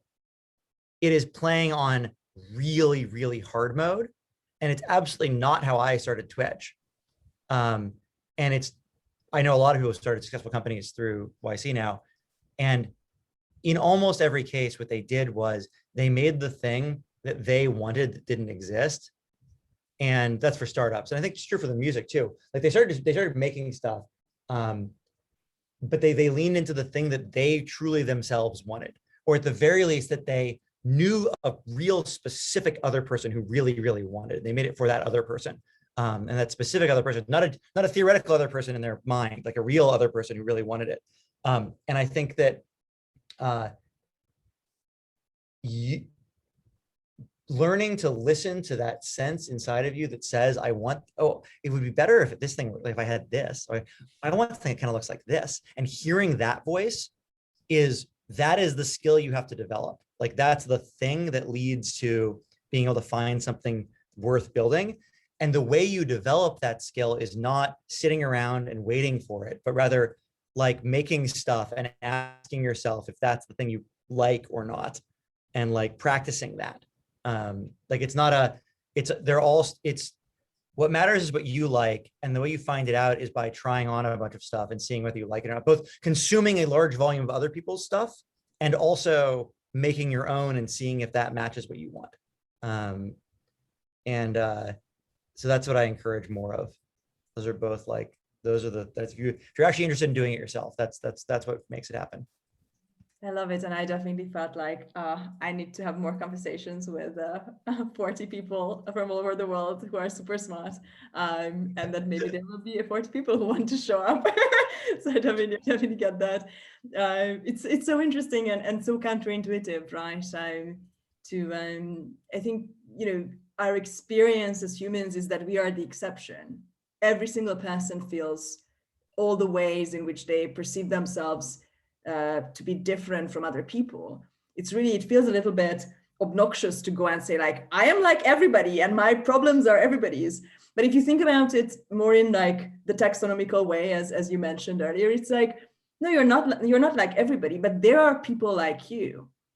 And platforms like Twitch or Twitter or Reddit can show you that, you know, no matter how niche you are, there's probably like a million people in the world who also feel super alone and that they are the only ones with this thing, and they would be delighted to have you. And being, you know, because when we go to a dinner party, we try to be very special and we try to bring up the book that nobody else read and be like, oh, look at me, like I'm so you know, special. And there is something about the stuff that, you know, we've all read. And what if we gathered around those things? And I think this is the most positive tribal experience of mine on the internet. And I think that maybe this is a good time to wrap up with Emmett's very encouraging message of just, you know, relying on our own intuition around community belonging and needs on the internet, and just to go there and build it and see what happens. Probably you will get it wrong for the first time, and then you keep at it, and in 5 to 10 years, you're left with something that people really, really want and need. Any kind of closing notes, Emmett, Visa? Any surprising thing that came up during this salon that you will keep thinking about in the next days? I actually want to quickly follow up with your point with a point about math, which is that improbability, which is that so 0.01% of people of people in your city or in your neighborhood is a very, very small number. Like if let's say you are 0.01% rare in some trait, it's very, very small number of people in your city. There might be like one other person and you'll never find them. But on the internet, 0.01% of people online is a ton of people. It's hundreds of thousands of people. And so, you know, like finding your tribe online, finding people who are into the same books that you are and the same videos and all that. Like, again, like I find it easier to find people I have stuff in common with halfway across the planet than down the street. Like it's just the math of it, like in terms of raw numbers. And that's, you know, it ties back to the original topic of our whole thing, which is that, you know, finding a place with finding shared people. It's like, you know, like even me and Anna, when we met, like she was from Budapest and based in London. I'm from Singapore. We look completely different. But when we met, it felt like we're reconnecting with like a missing sibling, right? Like, you know, and there are more of us out there that we have to find. Like that's kind of how I approach my life. Like I'm looking for the others. And yeah, you know, it's the same thing. It's just very, I find it very, very meaningful. Like it also ties back to what Emmett was saying about, you know, finding people that you want to help, not necessarily for money, like just people, your faction, right? Like people that you want, your crew, right? Is the most fundamental human need to belong, right? And we get to choose. And yeah, you know, it's like, generally speaking, we live in a time where, okay, like trusts in institutions are going down, media seems crazy, a lot of things seem bad, like, you know, interregnum epistemologically. What a sentence. And yet, like all the more, I think, you know, like if you read about like war and horrible times, like horrible times are horrible, but they also inspire people to be courageous and to be, you know, like the connections that people make in difficult times are like the most robust and most, you know, you inspire loyalty and kinship. And so, you know, I'm very optimistic. I just wanted to share that vibe, right? Like that even if times are going to get worse in some ways, like we can find the others and we can be there for each other. And I think that's beautiful. I really enjoyed this. It was a lot of fun. I have one meta reflection from the conversations that I noticed that Visa, you do this, Anna, you do it also, and I was doing it as well, which is like we really want like verbal quote tweets, like we all like leave pointers back to like this thing this other person said, or like books or other things. And there's like this, we're like verbally setting up this like, you know, web knowledge network web. And I thought it was just funny that like that behavior is just like constant, and like online it turns into like hyperlinks, and verbally it's just like you just say the thing. But that was interesting, and I really enjoyed people's questions. I thought everybody asked really like interesting questions, and it's very stimulating for me to get to hear what other people think is an open question, what they think is interesting. So thank you. I love you so much. Thank you so much for joining us. And I would love for you to do those salons that you will demand on me in exchange for this. Actually, you're doing me a favor, so maybe I will just like accumulate some debt here. But everyone wins. Yeah. Everyone wins. I think everybody in this room would come back to listen to you, you know, riffing off of anything that you mentioned today. This has been an absolute joy. And I'm going to share the video later on today so that you can revisit this experience indefinitely in the future. Thank you so much, guys. Take care, and enjoy the rest of your holiday. Much deserved. And see you guys very soon, I hope, at another salon. Take care, guys. Bye-bye.